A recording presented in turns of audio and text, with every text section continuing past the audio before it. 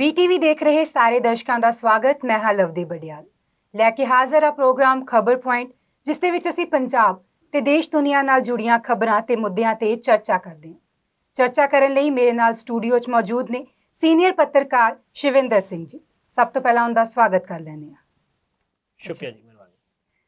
ਸੋ show ਦੀ ਸ਼ੁਰੂਆਤ ਕਰ ਲੈਂਦੇ ਹਾਂ ਕਿ ਪੰਜਾਬ ਸਰਕਾਰ ਹੁਣ ਵਿਧਾਨ ਸਭਾ ਦਾ ਇੱਕ ਵਿਸ਼ੇਸ਼ ਸੈਸ਼ਨ ਬੁਲਾਉਣ ਜਾ ਰਹੀ ਹੈ।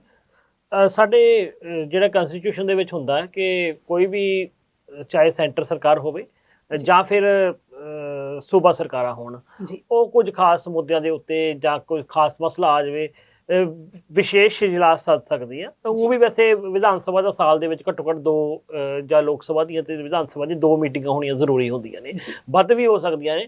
ਕੋਈ ਖਾਸ ਇਸ਼ੂ ਦੇ ਉੱਤੇ ਬੁਲਾਇਆ ਵੀ ਜਾ ਸਕਦਾ। ਹੁਣ ਉਸੇ ਤਹਿਤ ਹੀ ਪੰਜਾਬ ਸਰਕਾਰ ਇੱਕ ਵਿਸ਼ੇਸ਼ ਇਜਲਾਸ ਸੱਦ ਰਹੀ ਹੈ ਤੇ 19 ਤਰੀਕ ਦਾ ਸ਼ਾਇਦ ਇਹ ਆ ਰਿਹਾ ਹੈਗਾ ਕਿ 19 ਤਰੀਕ ਦਾ ਵਿਸ਼ੇਸ਼ ਇਜਲਾਸ। ਇਹਦੇ ਵਿੱਚ ਕੁਝ ਖਾਸ ਮੁੱਦੇ ਨੇ। ਦੱਸਿਆ ਜਾ ਰਿਹਾ ਕਿ ਵੀ ਇੱਕ ਤਾਂ ਮੁਲਾਜ਼ਮਾਂ ਨੂੰ ਪੱਕੇ ਕਰਨ ਵਾਲਾ ਹੋ ਸਕਦਾ। ਜਿਹੜੇ ਕੁਝ ਮੁਲਾਜ਼ਮ ਜਿਹੜੇ ਹੈਗੇ ਨੇ ਕਾਫੀ ਲੰਬੇ ਸਮੇਂ ਜਾਂ ਕੁਝ ਸਮਾਂ ਕੱਚੇ ਰਹੇ ਨੇ, ਉਹਨਾਂ ਨੂੰ ਵੀ ਕੋਈ ਰਿਆਇਤ ਦਿੱਤੀ ਜਾ ਸਕਦੀ ਆ ਤੇ ਕੁਝ ਹੋਰ ਕੈਬਨਿਟ ਦੇ ਫੈਸਲੇ ਹੋ ਸਕਦੇ ਨੇ। ਇਹ ਅਹਿਮ ਗੱਲਾਂ ਹੋ ਸਕਦੀਆਂ ਨੇ। ਹੁਣ ਇਹ ਅਹਿਮ ਕੀ ਹੈ ਕਿਉਂਕਿ ਪਿਛਲੇ ਸਮੇਂ 'ਚ ਕੱਲ੍ਹ ਹੀ ਮੁੱਖ ਮੰਤਰੀ ਦਾ ਬਿਆਨ ਵੀ ਆਇਆ ਵੀ ਸੂਬੇ ਨੂੰ ਅਸੀਂ ਇੱਕਦਮ ਬੇਰੁਜ਼ਗਾਰੀ ਚੱਕ ਦੇਣੀ ਹੈ ਸੂਬੇ ਵਿੱਚੋਂ, ਹੋਰ ਬਹੁਤ ਸਾਰੀਆਂ ਚੀਜ਼ਾਂ ਜਿਹੜੀਆਂ ਸੂਬੇ ਦੇ ਵਿੱਚ ਅਸੀਂ ਕਰਾਂਗੇ ਵੀ ਐਜੂਕੇਸ਼ਨ ਦੇ ਮਾਮਲੇ ਵਿੱਚ ਹੋਰ ਮੁੱਦਿਆਂ ਉੱਤੇ। ਹੁਣ ਸਵਾਲ ਹੈ ਕਿ ਜਿਹੜਾ ਉਹ ਬਿਆਨ ਆ ਕਿ ਵਿਧਾਨ ਸਭਾ ਦਾ ਸੈਸ਼ਨ ਹੈ ਉਹ ਉਸ ਬਿਆਨ ਨਾਲ ਮਿਲਦਾ ਹੋਊਗਾ ਵੀ ਉਹਦੇ ਵਿੱਚ ਕੋਈ ਇਹੋ ਜਿਹੇ ਕੋਈ ਕਦਮ ਹੋਣਗੇ, ਕੋਈ ਹੋਰ ਐਮਰਜੈਂਸੀ ਕਾਰਨ ਹੋ ਸਕਦਾ, ਕੋਈ ਹੋਰ ਐਮਰਜੈਂਸੀ ਮੁੱਦੇ ਹੋ ਸਕਦੇ ਨੇ। 2-3 ਦੇ ਤਾਂ ਇਸ਼ਾਰੇ ਮਿਲ ਰਹੇ ਨੇ ਸਾਫ਼। ਇਹੀ ਕਾਰਨ ਹੈਗਾ ਕਿ ਇਹ ਜਿਹੜਾ ਵਿਧਾਨ ਸਭਾ ਦਾ ਵਿਸ਼ੇਸ਼ ਇਜਲਾਸ ਸੱਦਿਆ ਜਾ ਸਕਦਾ। ਹਾਲ ਫਿਲਹਾਲ ਕੋਈ ਜਿਵੇਂ ਆਰਡੀਨੈਂਸ ਟਾਈਪ, ਜਿਵੇਂ ਆਰਡੀਨੈਂਸ ਜਾਰੀ ਕਰਨੇ ਹੁੰਦੇ ਨੇ ਸਰਕਾਰ ਨੇ, ਉਸ ਤਰ੍ਹਾਂ ਦੇ ਆਰਡੀਨੈਂਸ ਕੋਈ ਜਾਰੀ ਕਰ ਸਕਦੀ ਹੈਗੀ। ਉਹਦੀ ਮਤਲਬ ਆਪਾਂ ਨੂੰ ਵੇਟ ਕਰਨੀ ਪਊਗੀ ਉਹਦੇ ਦਿਨਾਂ 'ਚ ਵੀ ਉਹ ਕੀ ਫੈਸਲੇ ਹੁੰਦੇ ਨੇ। ਹਾਲਾਂਕਿ ਮੈਨੂੰ ਲੱਗਦਾ ਵੀ 19 ਤਰੀਕ ਨੇੜੇ ਆਉਂਦੀ ਬਹੁਤ ਕੁਝ ਪਤਾ ਵੀ ਲੱਗ ਜਾਣਾ ਵੀ ਸ਼ਾਇਦ ਪੰਜਾਬ ਸਰਕਾਰ ਜਿਹੜੀ ਹੈਗੀ ਆ ਕਰਨ ਲੱਗੀ ਆ ਜਾਂ ਉਹ ਕਰਨ ਲੱਗੀ ਹੈਗੀ ਆ। ਉਹ ਸਪਸ਼ਟ ਉਹਦੀ ਇੱਕ ਚੁਣ ਚਰਚਾ ਜੀ ਚੱਲ ਪੈਣੀ ਹੈ। ਜੀ ਸ਼ਿਵਿੰਦਰ ਜੀ, ਅਗਲੀ ਖਬਰ ਦੀ ਚਰਚਾ ਕਰ ਲੈਂਦੇ ਹਾਂ। ਹਰਿਆਣਾ 'ਚ ਪਿਛਲੇ ਬੀਤੇ ਦਿਨੀ ਲਾਠੀ ਚਾਰਜ ਕੀਤਾ ਗਿਆ ਪੁਲਿਸ ਵੱਲੋਂ ਕਿਸਾਨਾਂ ਤੇ। ਹਰਿਆਣੇ ਦੇ ਕਿਸਾਨ ਸੂਰਜਮੁਖੀ ਦੀ ਜਿਹੜੀ ਹੈਗੀ ਆ ਫਸਲ ਦੇ ਉੱਤੇ MSP ਦੀ ਮੰਗ ਨੂੰ ਲੈ ਕੇ ਪ੍ਰੋਟੈਸਟ ਕਰ ਰਹੇ ਸੀ। ਬੁਰੀ ਤਰ੍ਹਾਂ ਉਹਨਾਂ ਦੇ ਨਾਲ ਪ੍ਰਸ਼ਾਸਨ ਨੇ ਉਹਨਾਂ ਨਾਲ ਵਿਵਹਾਰ ਕੀਤਾ। ਉਹਦੇ ਵਿੱਚ ਗੁਰਨਾਮ ਸਿੰਘ ਝਨੋਨੀ ਵਰਗਾ ਜਿਹੜਾ ਆਗੂ ਹੈ ਉਹਨੂੰ ਵੀ ਡਿਟੇਨ ਕਰ ਲਿਆ ਗਿਆ ਤੇ ਬਹੁਤ ਸਾਰੇ ਕਿਸਾਨ ਫੱਟੜ ਹੋਏ ਨੇ, ਜ਼ਖਮੀ ਹੋਏ। ਇਹਦੇ ਬਾਬਤ ਇਹਦੀ ਜਿਹੜੀ ਗਰਜ ਹੈ ਉਹ ਕਾਫੀ ਪਹੁੰਚ ਗਈ। ਆਉਂਦੇ ਦਿਨਾਂ ਦੇ ਵਿੱਚ ਸੰਯੁਕਤ ਕਿਸਾਨ ਮੋਰਚੇ ਦੀ ਮੀਟਿੰਗ ਵੀ ਹੋ ਰਹੀ ਹੈਗੀ ਆ, ਹੰਗਾਮੀ ਮੀਟਿੰਗ ਸੱਦੀ ਗਈ ਆ, ਜਿਹਦੇ ਵਿੱਚ ਕਿ ਪੰਜਾਬ ਤੇ ਹਰਿਆਣੇ ਦੀ ਜਥੇਬੰਦੀਆਂ, ਵੈਸਟਰਨ UP ਦੀਆਂ ਜਥੇਬੰਦੀਆਂ ਆਉਣਗੀਆਂ। ਟਕੈਤ ਨੇ ਤਾਂ ਇਹ ਵੀ ਕਹਿ ਦਿੱਤਾ ਕਿ ਜਿਹੜਾ ਇਹ ਮੰਗ ਹੈ ਸੂਰਜਮੁਖੀ ਵਾਲੀ ਮੰਗ, ਇਹ ਮੰਗ ਨੂੰ ਇੱਕ ਅਸੀਂ ਵੱਡੇ ਪੱਧਰ ਤੇ ਲਿਜਾਵਾਂਗੇ ਕਿਉਂਕਿ ਇੱਕ ਅਹਿਮ ਵੀ ਮੁੱਦਾ। ਕਿਉਂਕਿ ਹੁਣ ਦੇਖੋ ਜਿਹੜੀ ਯੂਕਰੇਨ ਵਾਲੀ ਉਹ ਵਾਰ ਹੈ, ਉਸ ਤੋਂ ਬਾਅਦ ਵਿੱਚ ਇਹਦਾ ਜਿਹੜਾ ਬੀਜ ਵਗੈਰਾ ਮਿਲਣਾ ਜਿਹੜਾ ਮੁਸ਼ਕਿਲ ਹੋ ਗਿਆ ਸੀਗਾ ਤੇ ਸਰਕਾਰ ਤੋਂ ਰਾਇਤਾ ਵੀ ਕਿਸਾਨ ਮੰਗ ਰਹੇ ਨੇ। ਇਹ ਨਹੀਂ ਕਿ ਸਰਕਾਰ ਦਾ ਲੌਜਿਕ ਹੈਗਾ ਵੀ ਬਾਰ-ਬਾਰ ਜੀ ਦੇਖੋ ਕਿਉਂ ਸੜਕਾਂ ਨੂੰ ਜਾਮ ਕੀਤਾ ਜਾਂਦਾ ਫਲਾਨਾ, ਪਰ ਸਵਾਲ ਇਹ ਵੀ ਹੈ ਨਾ ਕਿ ਸਰਕਾਰ ਇਹਦਾ ਬਹਾਨਾ ਨਹੀਂ ਲਾ ਸਕਦੀ ਕਿਉਂਕਿ ਕਿਸਾਨ ਇੱਕਦਮ ਕੋਈ ਸੜਕ ਨਹੀਂ ਜਾਮ ਕਰਦਾ ਹੁੰਦਾ। ਪਹਿਲਾਂ ਤਾਂ ਸਰਕਾਰ ਅੱਗੇ ਮੰਗ ਰੱਖੀ ਜਾਂਦੀ ਆ, ਉਹਨੂੰ ਇੱਕ ਅਲਟੀਮੇਟਮ ਦਿੱਤਾ ਜਾਂਦਾ ਵੀ ਸਾਡਾ ਭਾਈ ਆਹ ਕੰਮ ਕਰ ਦਿੱਤਾ ਜਾਵੇ। ਬਾਅਦ ਵਿੱਚ ਜਿਹੜਾ ਆ ਕੇ ਅਖੀਰ ਦੇ ਵਿੱਚ ਗੱਲ ਆਉਂਦੀ ਹੁੰਦੀ ਹੈ ਸੜਕ ਘੇਰਨ ਦੀ ਜਾਂ ਪ੍ਰੋਟੈਸਟ ਕਰਨ ਦੀ। ਸਰਕਾਰ ਨੇ ਇਹਨਾਂ ਜ਼ਿਕਰ ਸੁਣਿਆ ਹੀ ਨਹੀਂ ਹੈਗਾ ਇਹਨਾਂ ਦੀਆਂ ਮੰਗਾਂ ਨੂੰ। ਇਹਨਾਂ ਨੇ ਤਾਂ ਤੁਸੀਂ ਦੇਖੋ ਨਾ ਇਹ ਮਾਮਲਾ ਵੀ ਮੰਗ ਪੱਤਰ ਤੱਕ ਤੋਂ ਸ਼ੁਰੂ ਹੋਇਆ ਸੀਗਾ ਤੇ ਨਹੀਂ ਸੁਣਿਆ। ਉਲਟਾ ਸਰਕਾਰ ਢੀਠ ਨਜ਼ਰ ਆ ਰਹੀ ਹੈ। ਮੇਨ ਚੀਜ਼ ਕੀ ਹੈ ਕਿ ਮੰਨ ਲਓ ਕਿ ਤੁਸੀਂ ਇਹ ਗੱਲ ਮੰਨ ਨਹੀਂ ਸਕਦੇ, ਪੂਰੀ ਕਰਨ ਤੋਂ ਤੁਹਾਨੂੰ ਲੱਗਦਾ ਵੀ ਹਲੇ ਦਿੱਕਤਾਂ ਆ ਰਹੀਆਂ, ਤੁਸੀਂ ਘੱਟੋ ਘੱਟ ਕਿਸਾਨਾਂ ਨਾਲ ਬੈਠ ਕੇ ਗੱਲ ਕਰੋ। ਗੱਲ ਕਰਕੇ ਕੋਈ ਇੱਕ ਸਾਰਥਕ ਸਿੱਟਾ ਕੱਢੋ ਜਿਹਦੇ ਵਿੱਚ ਕਿਸਾਨਾਂ ਨੂੰ ਵੀ ਐਂ ਲੱਗੇ ਵੀ ਸਰਕਾਰ ਝੂਠ ਨਹੀਂ ਬੋਲ ਰਹੀ, ਸਰਕਾਰ ਜਿਹੜੀ ਬਹਾਨੇਬਾਜ਼ੀ ਨਹੀਂ ਕਰ ਰਹੀ, ਸਰਕਾਰ ਕੋਈ ਇਮਾਨਦਾਰੀ ਨਾਲ ਗੱਲਬਾਤ ਕਰਨ ਦੇ ਰੌਂ ਦੇ ਵਿੱਚ ਹੈ। ਉਹ ਤਾਂ ਚੀਜ਼ ਸਾਰੀ ਗੱਲਬਾਤ ਵਿੱਚੋਂ ਦਿਖਾਈ ਨਹੀਂ ਦਿੱਤੀ। ਕਿਸਾਨਾਂ ਨੇ ਆਪਣਾ ਪ੍ਰੋਟੈਸਟ ਕੀਤਾ, ਉੱਥੇ ਵੀ ਤੁਸੀਂ ਇਸ ਤਰ੍ਹਾਂ ਕੁੱਟੇ ਕਿਸਾਨ ਬੁਰੀ ਤਰ੍ਹਾਂ। ਫਿਰ ਉਹਨਾਂ ਦੇ ਜਦੋਂ ਤੁਸੀਂ ਆਗੂ ਨੂੰ ਗ੍ਰਿਫਤਾਰ ਕਰਦੇ ਹੋ, ਗੁਰਨਾਮ ਸਿੰਘ ਝੜੋਨੀ ਵਰਗੇ ਲੀਡਰ ਨੂੰ, ਕਿਉਂਕਿ ਗੁਰਨਾਮ ਸਿੰਘ ਝੜੋਨੀ ਆ ਉਹ ਹਰਿਆਣੇ ਦੇ ਵਿੱਚ ਜਿੰਨੇ ਕਿਸਾਨ ਸੰਗਠਨ ਆ ਉਹਨਾਂ ਵਿੱਚੋਂ ਸਭ ਤੋਂ ਵੱਡੀ ਜਥੇਬੰਦੀ ਇੱਕ ਤਾਂ ਉਹਦੀ ਹੈ। ਸੰਯੁਕਤ ਕਿਸਾਨ ਮੋਰਚੇ ਦੇ ਵਿੱਚ ਵੀ ਉਹ ਅਹਿਮ ਹਿੱਸਾ ਹੈਗੇ ਨੇ। ਅੱਛਾ, ਫਿਰ ਦੂਜੀ ਗੱਲ ਇਹ ਹੈਗੀ ਆ ਕਿ ਜਦੋਂ ਕਿਸਾਨ ਅੰਦੋਲਨ ਚੱਲ ਰਿਹਾ ਸੀ ਉਦੋਂ ਵੀ ਉਹਨਾਂ ਦੇ ਕਾਫੀ ਚਰਚਾ ਵਿੱਚ ਰਹੇ ਸੀ। ਉਹਨਾਂ ਦੀ ਇੱਕ ਆਪਣੀ ਭੂਮਿਕਾ ਰਹੀ ਆ ਹਰਿਆਣੇ ਦੇ ਵਿੱਚ, ਉਹ ਵੀ ਮਤਲਬ ਕਿਸਾਨ ਅੰਦੋਲਨ ਨੂੰ ਹਰਿਆਣੇ ਦੇ ਵਿੱਚ ਪੱਕੇ ਪੈਰੀ ਕਰਨ ਦੀ। ਸੋ ਜਦੋਂ ਐਡਾ ਵੱਡਾ ਲੀਡਰ ਹੋਵੇ ਕੋਈ, ਤੁਸੀਂ ਉਹਨੂੰ ਜਾ ਕੇ ਉਸ ਤਰ੍ਹਾਂ ਫੜ ਲਓ ਤੇ ਬਾਕੀ ਕਿਸਾਨਾਂ ਆਗੂਆਂ ਨੂੰ ਫੜੋ, ਤੇ ਤੁਹਾਡਾ ਤੁਸੀਂ ਇਸ਼ਾਰਾ ਸਾਫ਼ ਦੇ ਰਹੇ ਹੋ ਕਿ ਇਹ ਪ੍ਰੋਟੈਸਟ ਨੂੰ ਅਸੀਂ ਸੀਰੀਅਸ ਨਹੀਂ ਲੈਂਦੇ ਹੈਗੇ, ਤੇ ਜਿੰਨਾ ਚਿਰ ਤੁਸੀਂ ਸੀਰੀਅਸ ਨਹੀਂ ਲੈਂਦੇ ਹੈਗੇ ਉਹਨਾਂ ਚਿਰ ਕੋਈ ਸਿੱਟਾ ਨਹੀਂ ਨਿਕਲੇਗਾ। ਇਹਦੇ ਕਰਕੇ ਮੈਨੂੰ ਲੱਗਦਾ ਵੀ ਜਦੋਂ ਹੁਣ ਇਹਨਾਂ ਨੂੰ ਸਪੋਰਟ ਰਾਕੇਸ਼ ਟਕੈਤ ਵਰਗੇ ਲੀਡਰ ਦੀ ਮਿਲਣ ਲੱਗੀ ਆ, ਸੰਯੁਕਤ ਕਿਸਾਨ ਮੋਰਚੇ ਨੇ ਆਪਣੀ ਮੀਟਿੰਗ ਸੱਦ ਲੈਣੀ ਆ ਉਹਦੇ ਦਿਨਾਂ ਦੇ ਵਿੱਚ, ਤਾਂ ਮੈਨੂੰ ਲੱਗਦਾ ਕਿ ਹਰਿਆਣਾ ਸਰਕਾਰ ਲਈ ਦਿੱਕਤਾਂ ਹੋਰ ਵਧਣਗੀਆਂ। ਸੋ ਸਰਕਾਰ ਨੂੰ ਕੋਈ ਇਹਦਾ ਹੱਲ ਲੱਭਣਾ ਚਾਹੀਦਾ ਸੀਗਾ ਜੀ। ਇਹ ਵੀ ਸੁਣਨ ਚ ਆ ਰਿਹਾ ਕਿ ਕਿਸਾਨਾਂ ਨੇ ਜੋ ਉਹ ਪ੍ਰਾਈਵੇਟਸ ਜੋ ਕੰਪਨੀਆਂ ਨੇ ਉਹਨਾਂ ਨੂੰ 4000 ਰੁਪਏ ਪ੍ਰਤੀ ਕੁਇੰਟਲ ਤੇ ਸੂਰਜਮੁਖੀ ਦੇ ਬੀਜ ਰਹੇ ਨੇ, ਜਦ ਕਿ ਐਮਐਸਪੀ ਉਹਦਾ 6400 ਰੁਪਏ। ਹਾਂ ਬਿਲਕੁਲ ਉਹੀ ਚੀਜ਼ ਹੈ ਨਾ ਵੀ ਐਮਐਸਪੀ ਵਾਲਾ ਮੁੱਲ ਵੀ ਨਹੀਂ ਮਿਲ ਰਿਹਾ ਹੈਗਾ ਜਿਹੜਾ ਐਮਐਸਪੀ ਦਾ ਮੁੱਲ ਉਹਨਾਂ ਨੂੰ ਮਿਲਣਾ ਚਾਹੀਦਾ, ਕਿਉਂਕਿ ਉਹਦਾ ਕਾਰਨ ਹੈ ਕਿ ਜਿੰਨਾ ਕਿਸਾਨਾਂ ਨੂੰ ਹੁਣ ਜਿਹੜੇ ਬੀਜ ਵਗੈਰਾ ਲੈ ਰਹੇ ਹੈਗੇ ਨੇ ਜਾਂ ਫਿਰ ਜਦੋਂ ਫਸਲ ਸਾਰੀ ਉਹ ਹੁੰਦੀ ਹੈ ਉਹਦੇ ਵਿੱਚ ਕਿਸਾਨਾਂ ਨੂੰ ਕੁਝ ਬਚਦਾ ਨਹੀਂ ਹੈਗਾ। ਤੇ ਹੁਣ ਇੱਕ ਮੈਨੂੰ ਤਾਂ ਲੱਗਦਾ ਕਿ ਆਉਂਦੇ ਸਮੇਂ 'ਚ ਜਿਵੇਂ ਅੱਜ ਹੀ ਕੱਲ ਰਾਕੇਸ਼ ਟਕੈਤ ਦਾ ਬਿਆਨ ਆਉਂਦਾ ਹੈਗਾ ਕਿ ਅਸੀਂ ਸੂਰਜਮੁਖੀ ਉੱਤੇ ਵੀ ਜਿਵੇਂ ਕਈ ਸਾਰੀਆਂ ਫਸਲਾਂ ਦੇ ਉੱਤੇ ਐਮਐਸਪੀ ਦੀ ਮੰਗ ਚੱਲ ਰਹੀ ਹੈ, ਵੀ ਸੂਰਜਮੁਖੀ ਉੱਤੇ ਵੀ ਐਮਐਸਪੀ ਦੀ ਮੰਗ ਨੂੰ ਇੱਕ ਵੱਡਾ ਮੁੱਦਾ ਬਣਾਵਾਂਗੇ, ਕਿਉਂਕਿ ਜਿਹੜੀ ਸਾਰੀ ਬੈਲਟ ਹੈ ਨਾ ਹਰਿਆਣੇ ਦੀ ਖਾਸ ਬੈਲਟ ਆ ਉਹਦੇ ਵਿੱਚ ਇਹ ਸੂਰਜਮੁਖੀ ਦੀ ਖੇਤੀ ਹੁੰਦੀ ਆ, ਉਹ ਕਿਸਾਨ ਬਹੁਤ ਉਹਦੇ ਤੇ ਨਿਰਭਰ ਹੈਗੇ ਨੇ। ਤੇ ਹੁਣ ਕੀ ਹੋਇਆ ਕਿ ਹੁਣ ਉਹਨਾਂ ਨੂੰ ਇੱਕਦਮ ਜਦੋਂ ਬੀਜ ਵਗੈਰਾ ਦੀ ਸਮੱਸਿਆ ਆਈ ਤਾਂ ਜਦੋਂ ਮਹਿੰਗੇ ਹੋਣ ਲੱਗ ਗਏ ਕਿਸਾਨਾਂ ਨੂੰ ਉਹਦੇ ਵਿੱਚੋਂ ਕੁਝ ਬਚ ਨਹੀਂ ਰਿਹਾ ਹੈਗਾ। ਕਿਸਾਨਾਂ ਦਾ ਜਿਹੜਾ ਰੋਸਾ ਉਹ ਜਾਇਜ਼ ਹੈਗਾ ਜੀ। ਜੀ ਇੱਕ ਵਾਰ ਵਿਰੋਧੀ ਧਿਰਾਂ ਦੀ ਗੱਲ ਕਰ ਲੈਂਦੇ ਹਾਂ। ਵਿਰੋਧੀ ਧਿਰਾਂ ਦੀ ਜੋ 12 ਜੂਨ ਨੂੰ ਮੀਟਿੰਗ ਹੋਣ ਜਾ ਰਹੀ ਸੀ ਉਹ ਹੁਣ 23 ਜੂਨ ਨੂੰ ਕਰ ਦਿੱਤੀ ਗਈ ਹੈ। ਬਿਹਾਰ ਦੇ ਵਿੱਚ ਪਟਨਾ 'ਚ ਹੋਣ ਵਾਲੀ ਹੈ ਮੀਟਿੰਗ। ਅਸਲ ਦੇ ਵਿੱਚ 12 ਜੂਨ ਨੂੰ ਕਿਹਾ ਗਿਆ ਸੀਗਾ ਕਿ ਮੀਟਿੰਗ ਹੋਣੀ ਆ। 12 ਜੂਨ ਨੂੰ ਕੋਈ ਖਾਸ ਇਹਦੇ ਵਿੱਚ ਕਾਰਨ ਇੱਕ ਤਾਂ ਰਾਹੁਲ ਗਾਂਧੀ ਬਾਹਰ ਸੀਗਾ, ਕੁਝ ਹੋਰ ਵਿਰੋਧੀ ਧਿਰਾਂ ਦੇ ਨੇਤਾ ਵੀ ਐਂ ਲੱਗੇ ਕਿ ਉਹ ਕੁਝ ਬਿਜ਼ੀ ਆ, ਕੋਈ ਸ਼ਰਾਨਾਕਾਨੀ ਕਰ ਰਹੇ ਸੀ। ਹੁਣ ਜਾ ਕੇ ਨਤੀਸ਼ ਕੁਮਾਰ ਦਾ ਕਹਿਣਾ ਕਿ ਮੈਂ ਗੱਲ ਕਰ ਲਈ ਹੈ, ਕਿਉਂਕਿ ਐਕਚੁਅਲੀ ਇਹ ਜਿਹੜੀ ਵਿਰੋਧੀ ਧਿਰਾਂ ਨੂੰ ਇੱਕ ਝੰਡੇ ਥੱਲੇ ਨਤੀਸ਼ ਕੁਮਾਰ ਹੀ ਭੂਮਿਕਾ ਨਿਭਾ ਰਹੇ ਨੇ। ਇੱਕ ਰਾਸ਼ਟਰੀ ਜਨਤਾ ਦਲ ਦੇ ਆਗੂ ਤੇਜਸਵੀ ਯਾਦਵ ਜਿਹੜੇ ਕਿ ਡਿਪਟੀ ਸੀਐਮ ਹੈਗੇ ਨੇ ਬਿਹਾਰ ਦੇ, ਉਹ ਕਰ ਰਹੇ ਨੇ। ਇਹਨਾਂ ਦੋਹਾਂ ਦਾ ਇੱਕ ਬਿਆਨ ਆਇਆ ਆਪਣੇ ਸਾਹਮਣੇ ਜਿਹਦੇ ਵਿੱਚ ਤੇਜਸਵੀ ਨੇ ਵੀ ਕਿਹਾ ਵੀ ਉਹਨਾਂ ਨੇ ਸਾਰੀਆਂ ਪਾਰਟੀਆਂ ਨਾਲ ਗੱਲ ਕਰ ਲਈ ਹੈ, ਚਾਹੇ ਉਹ ਕਾਂਗਰਸ ਹੋਵੇ, ਚਾਹੇ ਉਹ ਆਮ ਆਦਮੀ ਪਾਰਟੀ ਹੋਵੇ, ਚਾਹੇ ਤ੍ਰਿਣਮੂਲ ਕਾਂਗਰਸ ਹੋਵੇ, ਚਾਹੇ ਐਮਕੇ ਸਟਾਲਿਨ ਹੋਰੇ ਹੋਣ, ਉਹਨਾਂ ਨਾਲ ਗੱਲ ਕਰ ਲਈ। ਉਹਨਾਂ ਨੇ ਹਾਂ ਕਰ ਦਿੱਤੀ ਹੈ ਵੀ ਅਸੀਂ ਇਸ ਪਟਨਾ ਦੇ ਵਿੱਚ ਹੋਣ ਵਾਲੀ ਮੀਟਿੰਗ ਸ਼ਾਮਲ ਹੋਵਾਂਗੇ। ਇਹਦੇ ਆਧਾਰ ਦੇ ਉੱਤੇ ਅਸੀਂ ਇਹ 23 ਤਰੀਕ ਨੂੰ ਜਿਹੜਾ ਹੈਗਾ ਆਪਣਾ ਇਹ ਮੀਟਿੰਗ ਰੱਖੀ ਹੈਗੀ ਆ। ਹੁਣ ਇਹ ਮੀਟਿੰਗ ਦੇ ਵਿੱਚ ਮੈਨੂੰ ਲੱਗਦਾ ਤਾਂ ਹੈ ਵੀ ਸ਼ਾਇਦ ਸ਼ਾਮਲ ਹੋ ਜਾਣਗੇ ਸਾਰੇ, ਪਰ ਸ਼ਾਮਲ ਹੋਣਾ ਇੱਕ ਗੱਲ ਹੈ, ਉਦੋਂ ਬਾਅਦ ਵਿੱਚ ਹੈ ਕਿ ਇਹ ਤਣ ਪੱਤਣ ਕੀ ਲੱਗਦੀ ਹੈ ਕਹਾਣੀ, ਕੀ ਇਹ ਸ਼ਾਮਲ ਹੋ ਕੇ ਕੋਈ ਇੱਕ ਸਾਰਥਕ ਸਿੱਟਾ ਨਿਕਲੂ। ਕਿਉਂਕਿ ਨਤੀਸ਼ ਕੁਮਾਰ ਇਹ ਚਾਹੁੰਦੇ ਨੇ ਕਿ 2024 ਦੀਆਂ ਜੋ ਲੋਕ ਸਭਾ ਇਲੈਕਸ਼ਨ ਆ ਉਹਦੇ ਵਿੱਚ ਇੱਕ ਇਹੋ ਜਿਹਾ ਫਰੰਟ ਬਣਿਆ ਜਾਵੇ, ਉਹ ਫਰੰਟ ਜਿਹੜਾ ਹੈਗਾ ਕਿ ਬੀਜੇਪੀ ਨੂੰ ਟੱਕਰ ਦੇ ਸਕੇ। ਇਹਦੇ ਵਿੱਚ ਹੁਣ ਕੁਝ ਦਿੱਕਤਾਂ ਨੇ। ਬੇਸਿਕਲੀ ਆਪਾਂ ਕੱਲ ਸ਼ਾਇਦ ਵਿਰੋਧੀ ਧਿਰ ਦੀ ਭੂਮਿਕਾ ਦੀ ਗੱਲ ਕੀਤੀ ਸੀਗੀ, ਉਹ ਦਿੱਕਤਾਂ ਹੈਗੀ ਆ ਕਿ ਜਿਵੇਂ ਕੇਜਰੀਵਾਲ ਹੈ, ਕੇਜਰੀਵਾਲ ਸ਼ਾਇਦ ਹਿਚਕਿਚਾ ਰਹੇ ਨੇ ਵੀ ਉਹ ਸਾਰੇ ਉਸ ਕੋਈ ਯੂਨਾਈਟਿਡ ਤੌਰ ਦੇ ਉੱਤੇ ਇੱਦਾਂ ਦਾ ਵਿਰੋਧੀ ਧਿਰ ਬਣੇ ਉਹਦੇ ਵਿੱਚ ਸ਼ਾਮਿਲ ਹੋਣ ਲਈ।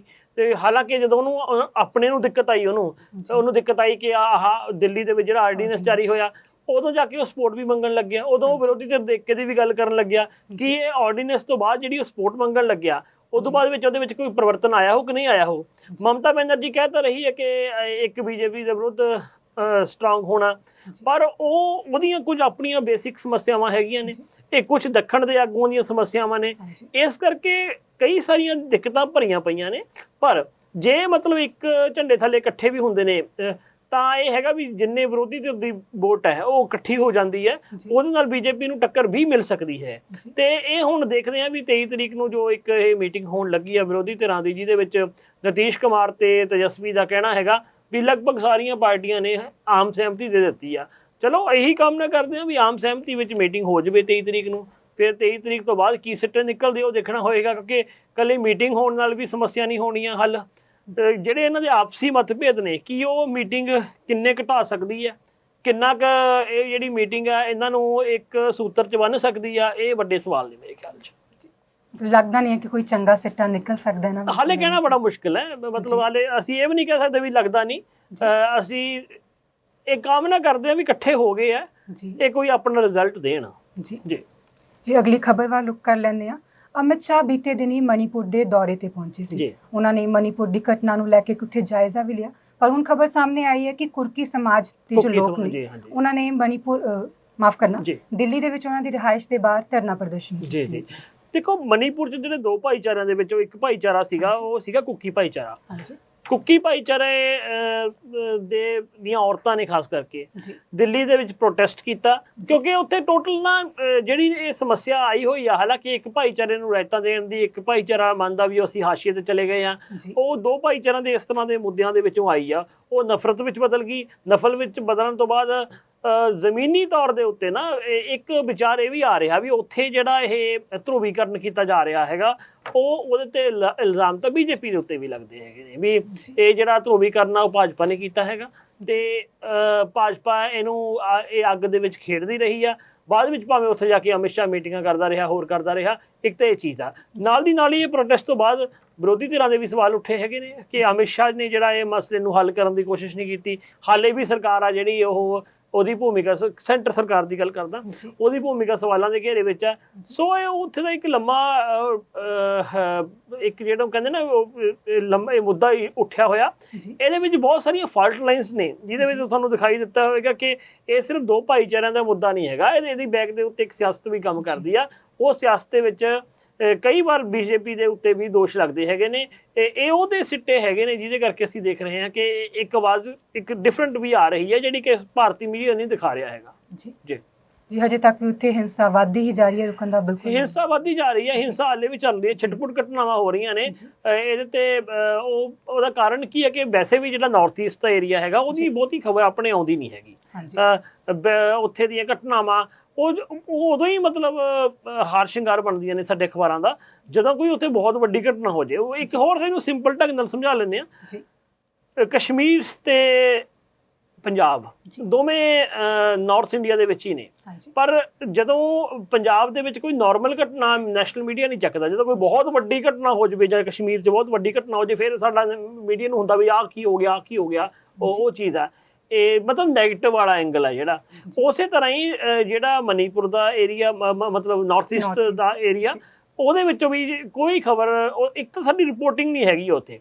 ਨੈਸ਼ਨਲ ਮੀਡੀਆ ਨੇ ਆਪਣੇ ਸਹੀ ਢੰਗ ਨਾਲ ਆਪਣੇ ਕੋਈ ਉਸ ਤਰ੍ਹਾਂ ਦੇ ਮਾਹਰ ਪੱਤਰਕਾਰ ਉੱਥੇ ਨਹੀਂ ਰੱਖੇ ਹੋਏ ਹੈਗੇ ਜਿਹੜੇ ਤੁਹਾਨੂੰ ਉੱਥੇ ਦੀ ਜ਼ਮੀਨੀ ਹਕੀਕਤਾਂ ਦੇ ਰੂਬਰੂ ਕਰਾਉਣ। ਕਈ ਵਾਰ ਤਾਂ ਦਿੱਲੀ ਤੋਂ ਹੀ ਜਾਂਦੇ ਨੇ, ਉਹ ਦਿੱਲੀ ਤੋਂ ਜਾ ਕੇ ਰਿਪੋਰਟਿੰਗ ਕਰਕੇ ਆਉਂਦੇ ਨੇ, ਕਈ ਵਾਰ ਉਹੀ ਬੁੱਤਾ ਸਾਰ ਲੈ ਜਾਂਦੇ ਨੇ। ਹਾਲਾਂਕਿ ਨੈਸ਼ਨਲ ਉੱਥੇ ਦੇ ਬਹੁਤ ਐਕਸਪਰਟ ਜਰਨਲਿਸਟ ਨੇ, ਉੱਥੇ ਦੇ ਜਰਨਲਿਸਟਾਂ ਨੇ ਵੀ ਆਪਣਾ ਉਸ ਇਲਾਕੇ ਨੂੰ ਟੋਣ ਦੀਆਂ ਕੋਸ਼ਿਸ਼ਾਂ ਕਰਦੇ ਹੋਏ ਆਪਣੀ ਜਾਨ ਦੀ ਕੀਮਤ ਵੀ ਅਦਾ ਕੀਤੀ ਹੋਈ ਹੈ।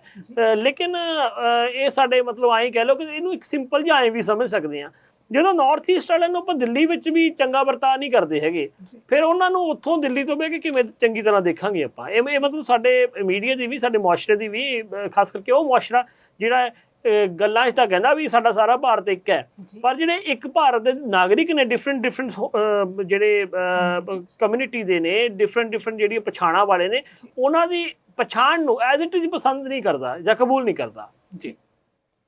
ਸ਼ਿਵਿੰਦਰ ਜੀ, ਅਗਲੀ ਖਬਰ ਵੱਲ ਰੁਕ ਕਰ ਲੈਂਦੇ ਹਾਂ। ਗੁਜਰਾਤ ਦੇ ਵਿੱਚ ਇੱਕ ਬਹੁਤ ਹੀ ਅਣਮਨੁੱਖੀ ਘਟਨਾ ਵਾਪਰੀ ਹੈ, ਜਿੱਥੇ ਇੱਕ ਦਲਿਤ ਦਾ ਅੰਗੂਠਾ ਵੱਢ ਦਿੱਤਾ ਗਿਆ। ਪੁਲਿਸ ਅਧਿਕਾਰੀ ਦਾ ਇਹ ਕਹਿਣਾ ਹੈ ਕਿ ਉਹ ਖੇਡ ਦੇ ਮੈਦਾਨ 'ਚ ਖੇਡ ਰਹੇ ਸੀ ਉੱਚ ਜਾਤੀ ਦੇ ਲੋਕ, ਤੇ ਉੱਥੇ ਜੋ ਦਲਿਤ ਸੀ ਉਹਦੇ ਭਾਂਜੇ ਨੇ ਬਾਲ ਚੱਕੀ, ਤੇ ਇਸੇ ਪਿੱਛੇ ਸਾਰੀ ਘਟਨਾ ਹੋਈ ਹੈ। ਗੁਜਰਾਤ ਦੇ ਵਿੱਚ ਕੀ ਕਾਰਨ ਹੈ ਕਿ ਇੱਕ ਤਾਂ ਸਾਨੂੰ ਗੁਜਰਾਤ ਦਾ ਜਿਹੜਾ ਵਿੱਚ ਦਿਖਾਇਆ ਗਿਆ ਨਰਿੰਦਰ ਮੋਦੀ ਦੇ ਟਾਈਮ ਦੇ ਵਿੱਚ ਵੀ ਗੁਜਰਾਤ ਦਾ ਇੱਕ ਮਾਡਲ ਸਟੇਟ ਹੈ, ਇਹ ਫਲਾਨਾ ਢਿੰਗਰਾ। ਵੈਸੇ ਅੱਜ ਕੱਲ੍ਹ ਮਾਡਲ ਸਟੇਟ ਦੇ ਤੌਰ ਤੇ ਦਿਖਾਇਆ ਨਹੀਂ ਜਾਂਦਾ, ਉਹਦਾ ਮਾਡਲ ਸੱਚ ਸਾਹਮਣੇ ਆ ਚੁੱਕਾ ਹੈਗਾ। ਉਹਦਾ ਪਹਿਲਾਂ ਤਾਂ ਉਹਨੂੰ ਆਰਥਿਕ ਤੌਰ ਤੇ ਦਿਖਾਇਆ ਗਿਆ ਵੀ ਉਹ ਤਾਂ ਜੀ ਆਰਥਿਕ ਤੌਰ ਤੇ ਬੜਾ ਵਧੀਆ ਵਾ ਫਲਾਨਾ, ਫਿਰ ਉਹਦੀ ਆਰਥਿਕ ਅਸਮਾਨਤਾਵਾਂ ਸਾਹਮਣੇ ਆਉਣ ਲੱਗ ਗਈਆਂ ਵੀ ਇਹ ਤਾਂ ਬਹੁਤ ਹੀ ਗਿਆ ਗੁਜ਼ਰਿਆ ਹੈਗਾ, ਇਹਦੇ ਤਾਂ ਕੋਈ ਇਹੋ ਜਿਹਾ ਨਹੀਂ, ਇਹਦਾ ਵਿਕਾਸ ਤਾਂ ਸਿਰਫ ਦਿਖਾਵੇ ਵਾਲਾ ਵਿਕਾਸ ਆ। ਇਹਦਾ ਵਿਕਾਸ ਤਾਂ ਆਇਆ ਜਿਵੇਂ ਕਿਸੇ ਮੰਗਤੇ ਨੂੰ ਟਾਈ ਬੈਲਟ ਕੋਟ ਪਵਾ ਕੇ ਸੜਕ ਤੇ ਖੜਾ ਦਿੱਤਾ ਜਾਵੇ ਤੇ ਉਹ ਰਹੂ ਤਾਂ ਵਿਚਾਰਾ ਮੰਗਤਾ ਹੀ ਨਾ। ਸੋ ਇਸ ਤਰ੍ਹਾਂ ਦਾ ਵਿਕਾਸ ਹੈ। ਦੂਜੇ ਪਾਸੇ ਫਿਰ ਦਿਖਾਇਆ ਕਿ ਨਹੀਂ ਜੀ ਨਰਿੰਦਰ ਮੋਦੀ ਨੇ ਉੱਥੇ ਆਹ ਕੰਮ ਕਰ ਦਿੱਤਾ। ਉਹ ਪਤਾ ਲੱਗਿਆ ਵੀ ਗੁਜਰਾਤ ਦੇ ਵਿੱਚ ਫਿਰਕਾ ਪ੍ਰਸਤੀ ਤੋਂ ਬਿਨਾਂ ਕੁਛ ਨਹੀਂ ਕੀਤਾ ਇਹਨੇ, ਤੇ ਉੱਥੇ ਦੀਆਂ ਖਬਰਾਂ ਆਉਂਦੀਆਂ ਰਹੀਆਂ ਵੀ ਜਿਹੜਾ ਚਾਹੇ ਮਨੁੱਖੀ ਸਮਾਨਤਾ ਦੇ ਮਾਮਲੇ ਵਿੱਚ, ਹੋਰ ਮਾਮਲੇ 'ਚ ਗੁਜਰਾਤ ਬਹੁਤ ਪਿੱਛੇ ਆ। ਅੱਛਾ, ਫਿਰ ਉਹ ਤੋਂ ਬਾਅਦ BBC ਨੇ ਇੱਕ ਸਟੋਰੀ ਕੀਤੀ ਸੀ 2014-15 ਦੇ ਵਿੱਚ। ਇੱਥੋਂ ਪਤਾ ਲੱਗਾ ਕਿ ਸਾਡੇ ਸਮਾਜ 'ਚ ਨਾ ਜਿਹੜੀ ਜਾਤ ਪਾਤ ਦਾ ਵਰਤਾਰਾ ਹੈਗਾ, ਉਹਦੇ ਵਿੱਚੋਂ ਪਹਿਲਾਂ ਇੱਕ ਪਿੱਟ ਦਾ ਕਨਸੈਪਟ ਹੁੰਦਾ ਸੀ। ਬੰਦੇ ਨੇ ਕਿਸੇ ਦਲਿਤ ਨੇ ਬੰਦੇ ਨੂੰ ਛੂ ਲਿਆ, ਉਹ ਪਿੱਟਿਆ ਗਿਆ। BBC ਨੇ 7-8 ਸਾਲ ਪਹਿਲਾਂ ਸਟੋਰੀ ਕੀਤੀ ਸੀ ਵੀ ਪਿੱਟ ਦਾ ਕਨਸੈਪਟ ਜਿਹੜਾ ਗੁਜਰਾਤ 'ਚ ਹਾਲੇ ਵੀ ਹੈਗਾ ਕੁਝ ਇਲਾਕਿਆਂ ਦੇ ਵਿੱਚ। ਤੇ ਜਿਹੜੀ ਇਹ ਜਾਤੀਆਂ ਨੇ, ਚਾਹੇ ਤੁਹਾਡੇ ਆਦੀਵਾਸੀ ਕਬਾਇਲੀ ਇਲਾਕੇ ਹੋਣ ਜਾਂ ਦਲਿਤ ਹੋਣ, ਉਹਨਾਂ ਦੇ ਨਾਲ ਭੇਦਭਾਵ ਦੀਆਂ ਬਹੁਤ ਖਬਰਾਂ ਆਉਂਦੀਆਂ। ਇੱਕ ਵਾਰ ਪਿੱਛੇ ਜੇ ਕੁਝ ਸਾਲ ਪਹਿਲਾਂ ਮੋਦੀ ਦੇ ਰਾਜ ਤੋਂ ਬਾਅਦ ਹੀ ਸੈਂਟਰ 'ਚ ਜਦੋਂ ਮੋਦੀ ਪ੍ਰਧਾਨ ਮੰਤਰੀ ਬਣਿਆ, ਬਹੁਤ ਸਾਰੇ ਕੁਝ 3-4 ਦਲਿਤਾਂ ਨੂੰ, ਕੁਝ ਉੱਚ ਜਾਤੀ ਦੇ ਲੋਕਾਂ ਨੇ ਕੁੱਟਿਆ ਬੁਰੀ ਤਰ੍ਹਾਂ ਜੀ। ਉਹ ਖਬਰ ਬਹੁਤ ਚਰਚਾ ਚ ਬਣੀ। ਪ੍ਰਧਾਨ ਮੰਤਰੀ ਕੁਝ ਦਿਨ ਬੋਲਿਆ ਹੀ ਨਹੀਂ ਹੈਗਾ। ਫਿਰ ਉਹਨੇ ਇੱਕ ਜਗ੍ਹਾ ਤੇ ਉਹੀ ਮੂੰਹ ਜਿਹਾ ਲਾ ਦਿੱਤਾ ਕਿ ਮੁਝੇ ਮਤ, ਮੇਰੇ ਦਲਿਤ ਭਾਈयों को मत मारो, मुझे मार दो। ਮਤਲਬ ਜੋ ਕਿ ਕੋਈ ਪ੍ਰਧਾਨ ਮੰਤਰੀ ਦਾ ਇਹ ਸ਼ਬਦਾਵਲੀ ਨਹੀਂ ਹੁੰਦੀ ਹੈਗੀ। ਉਹ ਸਖਤੀ ਨਾਲ ਬੋਲਦਾ ਹੁੰਦਾ ਹੈ, ਥੋੜਾ ਕਹਿੰਦਾ ਮੈਨੂੰ ਮਾਰ ਲਓ। ਇਹ ਤਰਲੇ ਵਾਲੀ ਬੋਲੀ ਥੋੜਾ ਹੁੰਦੀ ਅਪਰਾਧੀਆਂ ਦੇ ਮੂਹਰੇ। ਉਹ ਉਦੋਂ ਇਹਦਾ ਮਜ਼ਾਕ ਬਣਿਆ। ਮਤਲਬ ਕੀ ਹੈ, ਅੱਛਾ ਫਿਰ ਉਹਦਾ ਹੁਣ ਉਹਦੀਆਂ ਜੜ੍ਹਾਂ ਕੀ ਨੇ? ਉਹਦੀਆਂ ਜੜ੍ਹਾਂ ਆਏ ਨੇ ਕਿ ਪ੍ਰਧਾਨ ਮੰਤਰੀ ਜਦੋਂ ਖੁਦ ਮੁੱਖ ਮੰਤਰੀ ਸੀਗਾ, ਇਹ ਆਪ ਕਹਿੰਦਾ ਰਿਹਾ ਮੇਲਾ ਢੋਣ ਦੀ ਗੱਲ ਕਰਦਾ ਹੋਵੇ, ਚਾਹੇ ਵੀ ਦਲਿਤਾਂ ਨੂੰ ਖੁਸ਼ੀ ਮਿਲਦੀ ਹੈ ਕੰਮ ਕਰਕੇ, ਜਾਂ ਫਿਰ ਇਹ ਕਹਿੰਦਾ ਰਿਹਾ ਹੋਵੇ ਕਿ ਦੇਖੋ ਜੀ ਜੇ ਕੋਈ ਗੱਲ ਨਹੀਂ ਜੀ, ਦਲਿਤ ਤਾਂ ਹੀ ਹੁੰਦੇ ਨੇ, ਇਦਾਂ ਹੀ ਹੁੰਦੇ ਨੇ, ਵੀ ਇਦਾਂ ਹੀ ਹੋਣਾ ਚਾਹੀਦਾ। ਇਹ ਮਤਲਬ ਬੀਜੇਪੀ ਦੀਆਂ ਜਿਹੜੀਆਂ ਇਹ ਗੁਜਰਾਤ ਦੇ ਵਿੱਚ ਨਾ ਜਿਹੜੀਆਂ ਦਲਿਤਵਾਦੀ ਭਾਵੇਂ ਕੋਈ ਬਹੁਤ ਵੱਡੀ ਨਹੀਂ ਹੈਗੀ, ਪਰ ਉਹਦੇ ਭੇਦਭਾਵ ਮਾਮਲੇ ਵਿੱਚ ਇੱਕ ਉੱਥੇ ਦੇ ਕਬਾਇਲੀ ਨੇ ਜਿਹੜੇ ਆਦੀਵਾਸੀ, ਉਹਨਾਂ ਦਾ ਇਤਿਹਾਸ ਬਹੁਤ ਪੁਰਾਣਾ ਹੈਗਾ। ਅੱਜ ਤੱਕ ਉਹ ਚੱਲ ਰਿਹਾ ਹੈਗਾ। ਇਸੇ ਤਰ੍ਹਾਂ ਹੀ ਉੱਥੇ ਇੱਕ ਛਾੜਾ ਜਾਤੀ ਹੈ ਜਿਹੜੀ ਘਾਹ ਖਾ ਕੇ ਗੁਜ਼ਾਰਾ ਕਰਦੀ ਆ, ਜਿਹਨੂੰ ਕਿ ਸਮੇਂ-ਸਮੇਂ ਉੱਤੇ ਦੰਗਿਆਂ ਵਗੈਰਾ ਲਈ ਯੂਜ਼ ਕਰ ਲਿਆ ਜਾਂਦਾ, ਗੁਜਰਾਤ ਦੇ ਕਤਲੇਆਮ ਲਈ ਯੂਜ਼ ਕੀਤਾ ਗਿਆ ਸਮੇਂ-ਸਮੇਂ ਤੇ। ਅੱਜ ਕੱਲ੍ਹ ਜਿਵੇਂ ਜਗਨੇਸ਼ ਭਵਾਨੀ ਵਰਗੇ ਕੁਝ ਹੋਰ ਐਕਟਿਵਿਸਟ ਨੇ, ਉਹ ਉਹਨਾਂ ਦੇ ਮੁੱਦੇ ਚੁੱਕਦੇ ਨੇ। ਇਹ ਹੁਣ ਤਾਜ਼ਾ ਮਾਮਲਾ ਵੀ ਇਸੇ ਰੂਪ 'ਚ ਦੇਖਿਆ ਮੈਂ। ਲੰਮੀ ਚੌੜੀ ਭੂਮਿਕਾ ਇਸ ਲਈ ਬੰਨੀ ਹੈ ਕਿ ਗੁਜਰਾਤ ਦਾ ਜਿਹੜਾ ਆਪਾਂ ਨੂੰ ਜਾਤੀ ਸਮੀਕਰਨ ਸਮਝ ਆ ਜਾਵੇ ਵੀ ਉੱਥੇ ਕੀ ਚੱਲ ਰਿਹਾ ਹੈਗਾ, ਕੀ ਨਹੀਂ ਹੈਗਾ। ਕਿਉਂਕਿ ਯੂਪੀ ਦੇ ਵਿੱਚ, ਤੁਹਾਡੇ ਹਰਿਆਣੇ ਦੇ ਵਿੱਚ, ਰਾਜਸਥਾਨ ਦੇ ਵਿੱਚ ਤਾਂ ਇਹ ਭੇਦਭਾਵ ਦੀਆਂ ਖਬਰਾਂ ਆ ਜਾਂਦੀਆਂ ਨੇ। ਗੁਜਰਾਤ ਵਿੱਚ ਗਾਏ ਬਗਾਏ ਆਉਂਦੀਆਂ ਨੇ, ਘੱਟ ਆਉਂਦੀਆਂ ਨੇ, ਕਈ ਵਾਰ ਅਸੀਂ ਭੁੱਲ ਜਾਂਦੇ ਹਾਂ। ਇੱਥੇ ਸਿੰਪਲ ਜਿਹਾ ਮਾਮਲਾ ਵੀ ਇੱਕ ਖੇਡ ਦਾ ਮੈਦਾਨ ਦੀ ਗੱਲ ਸੀ। ਉੱਥੇ ਇੱਕ ਦਲਿਤ ਨੇ ਸੋ-ਕਾਲਡ ਉੱਚੀ ਜਾਤੀ ਦੇ ਬੱਚੇ ਦੀ ਜਿਹੜੀ ਗੇਂਦ ਚੱਕ ਲਈ, ਇਹਦੇ ਵਿੱਚ ਹੀ ਜਿਹੜਾ ਉਹਦੇ ਨਾਲ ਇਸ ਤਰ੍ਹਾਂ ਦਾ ਬੁਰਾ ਹਾਲ ਕਰ ਦਿੱਤਾ ਗਿਆ। ਇਹ ਮਤਲਬ ਤੁਸੀਂ ਇੱਥੋਂ ਉਸ ਸਮਾਜ ਨੂੰ ਦੇਖ ਸਕਦੇ ਹੈਗੇ ਹੋ ਵੀ ਉਹ ਸਾਡਾ ਸਮਾਜ ਕਿੱਥੇ ਖੜਾ। ਇਹ ਫਿਰ ਇਕੱਲਾ ਗੁਜਰਾਤ 'ਚ ਹੀ ਨਹੀਂ, ਇਹ ਭਾਰਤ ਦੇ ਅਜੇ ਹੋਰ ਕਈ ਇਲਾਕਿਆਂ ਵਿੱਚ ਵੀ, ਉਹ ਜਿਵੇਂ ਹੁਣ ਮਿਰਚਪੁਰ ਕਾਂਡ ਹੋਇਆ ਹਰਿਆਣੇ ਵਿੱਚ ਹੋਇਆ ਸੀ, ਉਹ ਇਸੇ ਲਈ ਹੋਇਆ ਕਿ ਇੱਕ ਦਲਿਤਾਂ ਦੇ ਕੁੱਤੇ ਨੇ ਸੋ-ਕਾਲਡ ਉੱਚ ਜਾਤੀ ਦੇ ਬੰਦੇ ਨੂੰ ਭੌਂਕਤਾ ਵੀ ਕੁੱਤਾ ਤੁਹਾਡਾ ਕਿਵੇਂ ਭੌਂਕ ਗਿਆ। ਅੱਛਾ, ਇਸੇ ਤਰ੍ਹਾਂ ਹੀ ਇੱਕ ਹਰਿਆਣੇ ਵਿੱਚ ਹੀ ਹੋਰ ਹੋਇਆ। ਉਹਦੇ ਵਿੱਚ ਮੋਬਾਈਲ ਸੀਗਾ, ਨਾਲੀ 'ਚ ਡਿੱਗ ਪਿਆ ਸੀਗਾ। ਉਹ ਦਲਿਤ ਨੂੰ ਕਿਹਾ ਕਿ ਤੂੰ ਕੱਢ ਇਹਨੂੰ, ਉਹ ਕਰਕੇ ਉਹਨੂੰ ਲੈ ਕੇ ਇੱਕ ਇਸ਼ੂ ਹੋਇਆ ਸੀ। ਤੇ ਇਸ ਤਰ੍ਹਾਂ ਦੇ ਕਈ ਸਾਰੇ ਮਾਮਲੇ ਆਏ ਸਾਹਮਣੇ ਜਿਹੜੇ ਕਿ ਘੋੜੀ ਚੜ੍ਹਨ ਪਿੱਛੇ ਵੀ ਦਲਿਤਾਂ ਦਾ ਕੋਈ ਮੁੰਡਾ ਘੋੜੀ ਚੜ੍ਹ ਗਿਆ ਤੇ ਉਹਨੂੰ ਪਿੱਛੇ ਹਰਿਆਣੇ ਵਿੱਚ ਵੀ, ਯੂਪੀ ਵਿੱਚ ਵੀ, ਤੁਹਾਡੇ ਰਾਜਸਥਾਨ ਦੇ ਵਿੱਚ ਵੀ ਘਟਨਾਵਾਂ ਹੁੰਦੀਆਂ ਰਹੀਆਂ। ਇਹਦਾ ਮਤਲਬ ਕੀ ਹੈ ਕਿ ਕਨਸਟੀਟਿਊਸ਼ਨ ਨੇ ਭਾਵੇਂ ਰਾਜਨੀਤਿਕ ਤੌਰ ਤੇ ਨਾਗਰਿਕਾਂ ਨੂੰ ਬਰਾਬਰਤਾ ਦਾ ਅਧਿਕਾਰ ਦਿੱਤਾ ਹੈਗਾ, ਪਰ ਸਮਾਜੀ ਤੌਰ ਤੇ ਹਾਲੇ ਤੱਕ ਮਿਲਿਆ ਨਹੀਂ ਹੈਗਾ। ਜਿਹੜੀ ਉਹ ਰਾਜਨੀਤਿਕ ਜਿਹੜੀ ਇੱਕ ਆਜ਼ਾਦੀ ਆ, ਉਹ ਸਮਾਜੀ ਆਜ਼ਾਦੀ ਵਿੱਚ ਇੰਪਲੀਮੈਂਟ ਨਹੀਂ ਹੋ ਸਕੀ। ਤੇ ਤੀਸਰੀ ਗੱਲ ਹੈ ਕਿ ਸਾਡੀ ਜਿਹੜੀ ਰਾਜ ਸੱਤਾ ਹਾਲੇ ਵੀ ਉਹਨਾਂ ਰੂੜੀਵਾਦੀ ਚੀਜ਼ਾਂ ਨਾਲ ਖੜੀ ਆ, ਉਹ ਰੂੜੀਵਾਦੀ ਜਿਹੜੀ ਘਟਨਾਵਾਂ ਕਰਨ ਵਾਲੇ ਲੋਕਾਂ ਨਾਲ ਖੜੀ ਹੈ ਜੀ। ਸ਼ਿਵਿੰਦਰ ਜੀ, ਹੁਣੇ ਤੁਸੀਂ ਮਹਿਲਾ ਢੋਣ ਦੀ ਪ੍ਰਥਾ ਬਾਰੇ ਗੱਲ ਕੀਤੀ ਹੈ, ਤਾਂ ਸੈਂਟਰ ਸਰਕਾਰ ਦੀ ਇੱਕ ਰਿਪੋਰਟ ਆਈ ਹੈ ਕਿ ਦੇਸ਼ ਦੇ 66 ਜ਼ਿਲ੍ਹਿਆਂ ਵਿੱਚ ਖਤਮ ਹੋ ਚੁੱਕੀ ਹੈ, 60% ਜ਼ਿਲ੍ਹਿਆਂ 'ਚ ਖਤਮ ਹੋ ਚੁੱਕੀ ਹੈ। ਦੇਖੋ, ਅੱਜ ਦੇ ਸਮੇਂ ਵਿੱਚ ਨਾ ਜਿਹੜਾ ਇੱਕ ਟਾਈਮ ਸੀ ਜਿੱਥੇ ਮਨੁੱਖੀ ਮੈਲਾ ਸਿਰ ਤੇ ਢੋਇਆ ਜਾਂਦਾ ਸੀਗਾ, ਅੱਜ ਦੇ ਸਮੇਂ ਵਿੱਚ ਵਿਕਸਿਤ ਦੇਸ਼ਾਂ ਨੇ ਤੈਨੂੰ ਇਹਦੇ ਤੇ ਪਾਬੰਦੀ ਲਾ ਦਿੱਤੀ ਹੈ। ਕਿਉਂਕਿ ਇਸ ਅੱਜ ਦੇ ਸਮੇਂ ਜਦੋਂ ਅਸੀਂ ਇਨਸਾਨੀਅਤ ਦੀ ਗੱਲ ਕਰਦੇ ਹਾਂ, ਅਸੀਂ ਲੋਕਤੰਤਰ ਦੀ ਗੱਲ ਕਰਦੇ ਹਾਂ, ਜਮਹੂਰੀ ਅਧਿਕਾਰਾਂ ਦੀ ਗੱਲ ਕਰਦੇ ਹਾਂ, ਇੱਕ ਬੰਦੇ ਦਾ ਜਿਹੜਾ ਮੈਲਾ ਸਿਰ ਤੇ ਢੋਵੇ, ਇਹ ਸਭ ਤੋਂ ਮਾੜਾ ਗੈਰ ਇਨਸਾਨੀ ਵਰਤਾਰਾ ਵਾ। ਇਦੋਂ ਭੈੜਾ ਕੋਈ ਹੋ ਨਹੀਂ ਸਕਦਾ ਹੈਗਾ। ਸਮੇਂ-ਸਮੇਂ ਤੇ ਭਾਰਤ ਵਿੱਚ ਕੁਝ ਗਰੁੱਪ ਨੇ, NGO ਹੈਗੀਆਂ ਨੇ, ਕੁਝ NGO ਇਹ ਕੰਮ ਕਰਦੀਆਂ ਨੇ ਜਿਹੜੀਆਂ ਕਿ ਇਹ ਪ੍ਰਥਾ ਦੇ ਵਿਰੋਧ ਦੇ ਵਿੱਚ ਕੰਮ ਕਰਦੀਆਂ ਨੇ, ਤੇ ਇਹਦੇ ਤੇ ਕੰਮ ਹੋ ਰਿਹਾ। ਲੇਕਿਨ ਜ਼ਮੀਨੀ ਹਕੀਕਤ ਹੋਰ ਹੈ। ਜ਼ਮੀਨੀ ਹਕੀਕਤ ਕਹਿੰਦੇ ਕਹਾਉਂਦੇ ਸੂਬਿਆਂ ਦੇ ਵਿੱਚ, ਉਹ 'ਚ ਗੁਜਰਾਤ ਵੀ ਸ਼ਾਮਲ ਹੈ, ਮਨੁੱਖੀ ਮੈਲਾ ਸਿਰ ਤੇ ਢੋਣ ਦੀ ਪ੍ਰਥਾ ਜਾਰੀ ਹੈ। ਤੇ ਹੁਣ ਉਹਦੇ ਅੰਕੜੇ ਸਮੇਂ-ਸਮੇਂ ਦੇ ਉੱਤੇ ਥੱਲੇ ਹੁੰਦੇ ਰਹਿੰਦੇ ਨੇ।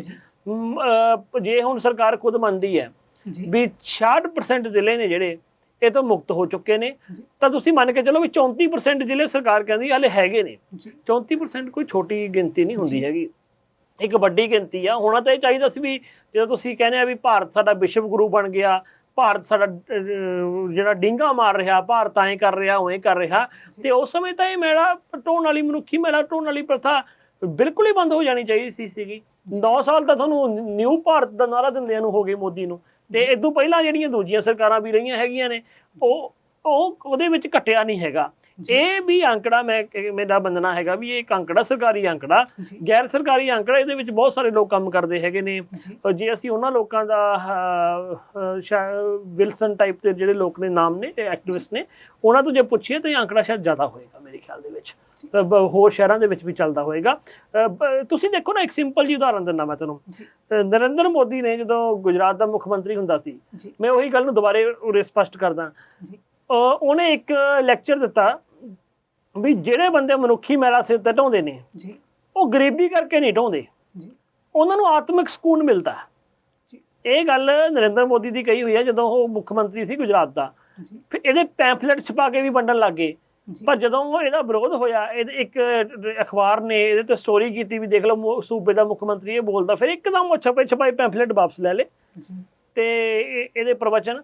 ਜਦੋਂ ਕੋਈ ਪ੍ਰਧਾਨ ਮੰਤਰੀ ਬਣ ਕੇ ਮੁੱਖ ਮੰਤਰੀ ਹੋ ਕੇ ਗੱਲ ਕਹਿੰਦਾ ਤੇ ਅੱਜ ਉਹ ਮੁਲਕ ਦਾ ਪ੍ਰਧਾਨ ਮੰਤਰੀ ਆ, ਜਿਹੜਾ ਉਹਨੂੰ ਜਸਟੀਫਾਈ ਕਰ ਰਿਹਾ ਹੈਗਾ ਵੀ ਜੀ ਇਹ ਗਰੀਬੀ ਕਰਕੇ ਨਹੀਂ ਹੈਗਾ, ਇਹ ਤਾਂ ਜੀ ਉਹਨਾਂ ਨੂੰ ਸਕੂਨ ਮਿਲਦਾ, ਫਿਰ ਭਾਈ ਤੂੰ ਚੱਕ ਲਾ ਜੇ ਸਕੂਨ ਮਿਲਦਾ।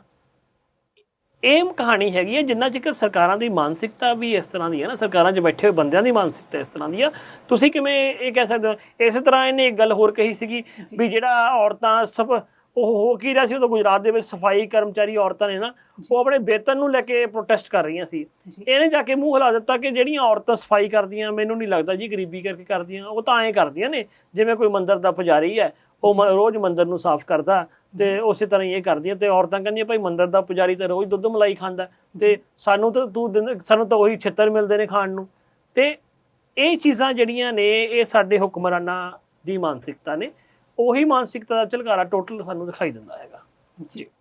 ਕਿਤੇ ਨਾ ਕਿਤੇ ਅਣਮਨੁੱਖੀ ਵਤੀਰੇ ਹਜੇ ਵੀ ਭਾਰਤ ਦੇ ਵਿੱਚ ਨਹੀਂ ਖਤਮ ਨਹੀਂ ਹੋ ਰਹੇ। ਦੇਖੋ ਉਹਦਾ ਕਾਰਨ ਹੈ ਕਿ ਇਹਨੂੰ ਸਟੈਬਲਿਸ਼ਮੈਂਟ ਤਾਂ ਜਿਉਂਦਾ ਰੱਖਣਾ ਚਾਹੁੰਦੀ ਆ। ਫਿਰ ਇਹਨਾਂ ਦਾ ਜਾਤ ਪਾਤ ਦੀ ਸਿਆਸਤ ਕਿਵੇਂ ਚੱਲੂਗੀ, ਫਿਰ ਇਹਨਾਂ ਦੇ ਵਿੱਚ ਧਰਮ ਦੀ ਸਿਆਸਤ ਕਿਵੇਂ ਚੱਲੂਗੀ ਹੈ। ਫਿਰ ਇਹਨਾਂ ਦਾ ਕਿਉਂਕਿ ਇਹ ਤਾਂ ਬੀਜੇਪੀ ਦੇ ਤਾਂ ਕਈ ਗਾਹੇ ਬਗਾਹੇ ਲੀਡਰ ਇਹ ਕਹਿੰਦੇ ਅਸੀਂ ਤਾਂ ਮਨੂ ਸਮ੍ਰਿਤੀ ਦਾ ਰਾਜ ਲਿਆਉਣਾ ਹੈਗਾ, ਫਿਰ ਉਹ ਕਿਵੇਂ ਕੰਮ ਚੱਲੂਗਾ, ਸਵਾਲ ਤਾਂ ਇਹ ਹੈ ਨਾ ਜੀ। ਸ਼ਵਿੰਦਰ ਜੀ, ਅਗਲੀ ਖਬਰ ਵੱਲ ਰੁਕ ਕਰ ਲੈਂਦੇ ਹਾਂ ਜੋ ਮਹਾਰਾਸ਼ਟਰ ਦੇ ਕੋਲਾਪੁਰ ਤੋਂ ਸਾਹਮਣੇ ਆ ਰਹੀ ਹੈ। ਉੱਥੇ ਇੱਕ ਸੋਸ਼ਲ ਮੀਡੀਆ ਪੋਸਟ ਨੂੰ ਲੈ ਕੇ ਵਿਵਾਦ ਹੋਇਆ ਜਿਸ 'ਚ ਔਰੰਗਜ਼ੇਬ ਤੇ ਟੀਪੂ ਸੁਲਤਾਨ ਦੀ ਵਧਾਈ ਕੀਤੀ ਗਈ। ਅਸਲ 'ਚ ਨਾ ਕਰਨਾਟਕ ਚੋਣਾਂ ਵੇਲੇ ਕਰਨਾਟਕ ਦੇ ਵਿੱਚ ਇਹਨਾਂ ਨੇ ਟੀਪੂ ਸੁਲਤਾਨ, ਕਿਉਂਕਿ ਕਰਨਾਟਕ ਇਲਾਕੇ ਦਾ, ਮੈਸੂਰ ਇਲਾਕੇ ਤੋਂ ਸੀਗੇ, ਉਹਨਾਂ ਦੀ ਖਾਸੀਅਤ ਇਹ ਸੀ ਕਿ ਪਹਿਲਾਂ ਤਾਂ ਟੀਪੂ ਸੁਲਤਾਨ ਬਾਰੇ ਜਾਣਨਾ ਜ਼ਰੂਰੀ ਹੈ। ਟੀਪੂ ਸੁਲਤਾਨ ਬਹੁਤ ਦਲੇਰੀ ਨਾਲ ਅੰਗਰੇਜ਼ਾਂ ਨਾਲ ਲੜਿਆ, ਤਕੜੀ ਟੱਕਰ ਦਿੱਤੀ। ਜਦੋਂ ਉਹਦੀ ਡੈਥ ਹੋਈ ਤਾਂ ਅੰਗਰੇਜ਼ਾਂ ਨੂੰ ਇਸ ਗੱਲੋਂ ਹੈਰਾਨੀ ਸੀ ਵੀ ਇਹ ਰਾਜਾ ਕਿਵੇਂ ਟੱਕਰ ਦੇ ਰਿਹਾ ਸੀ, ਇਹਦੇ ਕੋਲ ਹਥਿਆਰ ਕਿਹੜੇ ਨੇ, ਜੇ ਉਹ ਹਥਿਆਰ ਅਸੀਂ ਜ਼ਬਤ ਕਰ ਲਈਏ, ਅਸੀਂ ਵੀ ਆਪਣੇ ਕੋਲ ਲੈ ਜਾਈਏ ਉਹ ਹਥਿਆਰ। ਉਹ ਲੈ ਕੇ ਗਏ। ਹੈਦਰ ਅਲੀ ਦਾ ਬੇਟਾ ਸੀ ਇਹ, ਮੈਸੂਰ ਰਿਆਸਤ ਦੇ, ਤੇ ਇਹ ਇੱਕ ਸੈਕੂਲਰ ਰਾਜਾ ਸੀਗਾ। ਇਹਦੇ ਰਾਜ ਦੇ ਵਿੱਚ ਕੋਈ ਧਾਰਮਿਕ ਭੇਦਭਾਵ ਵਾਲਾ ਕੋਈ ਮਸਲਾ ਨਹੀਂ ਸੀ। ਪਰ ਬੀਜੇਪੀ ਨੇ ਕੀ ਕੀਤਾ, ਕਿਉਂਕਿ ਬੀਜੇਪੀ ਨੂੰ ਚੁੱਭਦਾ ਸੀ, ਮੁਸਲਮਾਨ ਹੋਣ ਕਰਕੇ ਚੁੱਭਦਾ ਸੀਗਾ, ਇਹ ਕਈ ਸਾਲਾਂ ਤੋਂ ਪ੍ਰਚਾਰ ਕਰਨ ਲੱਗੀ ਹੈ ਵੀ ਟੀਪੂ ਸੁਲਤਾਨ ਦੇ ਵਿਰੋਧ ਦੀ ਗੱਲ ਕਰਦੀ ਰਹੀ ਹੈ, ਵੀ ਉਹ ਦਿਖਾਉਂਦੀ ਰਹੀ ਵੀ ਟੀਪੂ ਸੁਲਤਾਨ ਤਾਂ ਆਏ ਸੀ। ਐਤਕੀ ਵੀ ਉਹਨੇ ਬੋਕਾ ਲਿਗਾ ਭਾਈਚਾਰਾ ਜਿਹਦੀ ਐਤਕੀ ਵੋਟ ਬੀਜੇਪੀ ਨੂੰ ਪਈ ਨਹੀਂ ਹੈਗੀ, ਪਰ ਉੱਥੇ ਜਾ ਕੇ ਇਹਨੇ ਪ੍ਰਚਾਰ ਕੀਤਾ ਕਿ ਦੇਖੋ ਜੀ ਟੀਪੂ ਸੁਲਤਾਨ ਜਿਹੜੇ ਬੰਦੇ ਕੋਲੋਂ ਮਰਿਆ ਉਹ ਅੰਗਰੇਜ਼ ਨਹੀਂ, ਬੋਕਾ ਲਿਗਾ ਸੀਗਾ। ਮਤਲਬ ਵੀ ਬੋਕਾ ਲਿਗਾ ਨੇ ਇੱਕ ਬਹਾਦਰੀ ਵਾਲਾ ਕੰਮ ਕੀਤਾ, ਪਰ ਉਹ ਚੱਕਰ ਇਹ ਸੀਗਾ ਵੀ ਲੋਕਾਂ ਨੇ ਉਹਦੀ ਗੱਲ ਮੰਨੀ ਨਹੀਂ ਹੈਗੀ। ਇਹੀ ਕੁਛ ਹੁਣ ਜੇ ਆਪਾਂ ਮਹਾਰਾਸ਼ਟਰ ਦੀ ਹੱਦ ਵੀ ਉਹਦੇ ਨਾਲ ਲੱਗ ਜਾਂਦੀ ਹੈ, ਉਹਦੇ ਕੁਛ ਇਲਾਕੇ ਦੀ ਹੱਦ ਜਿਹੜੀ ਕਰਨਾਟਕ ਨਾਲ ਲੱਗਦੀ ਹੈ, ਤੇ ਇਹ ਹੁਣ ਉਸੇ ਤਰ੍ਹਾਂ ਹੀ ਕਰਨਾਟਕ ਵਿੱਚ ਵੀ ਉਹੀ ਚੀਜ਼ ਲੈ ਕੇ ਆਉਣੇ, ਔਰੰਗਜ਼ੇਬ ਵਰਸਸ ਟੀਪੂ ਸੁਲਤਾਨ ਵਗੈਰਾ ਨਾ। ਤੇ ਉਹ ਇੱਕ ਪੋਸਟ ਨੂੰ ਲੈ ਕੇ ਵਿਵਾਦ ਹੋਇਆ। ਇਹ ਸਿਰਫ ਇੱਕ ਕਮਿਊਨਲ ਜਿਹੜਾ ਸੋਚ ਹੈ ਉਹਦੇ ਤਹਿਤ ਹੋਇਆ। ਫਿਲਹਾਲ ਉੱਥੇ ਦੀ ਪੁਲਿਸ ਕਹਿ ਰਹੀ ਅਸੀਂ ਮਾਮਲੇ ਦਰਜ ਕਰ ਲਏ ਆ। ਸੋਸ਼ਲ ਮੀਡੀਆ ਤੇ ਪੋਸਟ ਦਾ ਮਾਮਲਾ ਸੀ ਇਹ। ਅਸਲ ਵਿੱਚ ਜਿਹੜੇ ਇਸ ਤਰ੍ਹਾਂ ਦੇ ਕਰੈਕਟਰ ਨੇ ਇਤਿਹਾਸ ਦੇ, ਉਹਨਾਂ ਨੂੰ ਆਪਣੇ ਢੰਗ ਨਾਲ ਡਿਜ਼ਾਈਨ ਕਰਦੇ ਨੇ ਤਾਂ ਜੋ ਕਿ ਉਹਦੇ ਰਾਹੀਂ ਉਹ ਪੋਲੀਟੀਕਲ ਫਾਇਦਾ ਲੈ ਸਕਣ। ਇਸ ਤੋਂ ਵੱਧ ਕੁਝ ਨਹੀਂ ਹੈਗਾ ਇਹਦੇ ਵਿੱਚ। ਕੋਲਾਪੁਰ ਦੇ ਵਿੱਚ ਬੰਦ ਦਾ ਵੀ ਐਲਾਨ ਕੀਤਾ ਗਿਆ ਅੱਜ।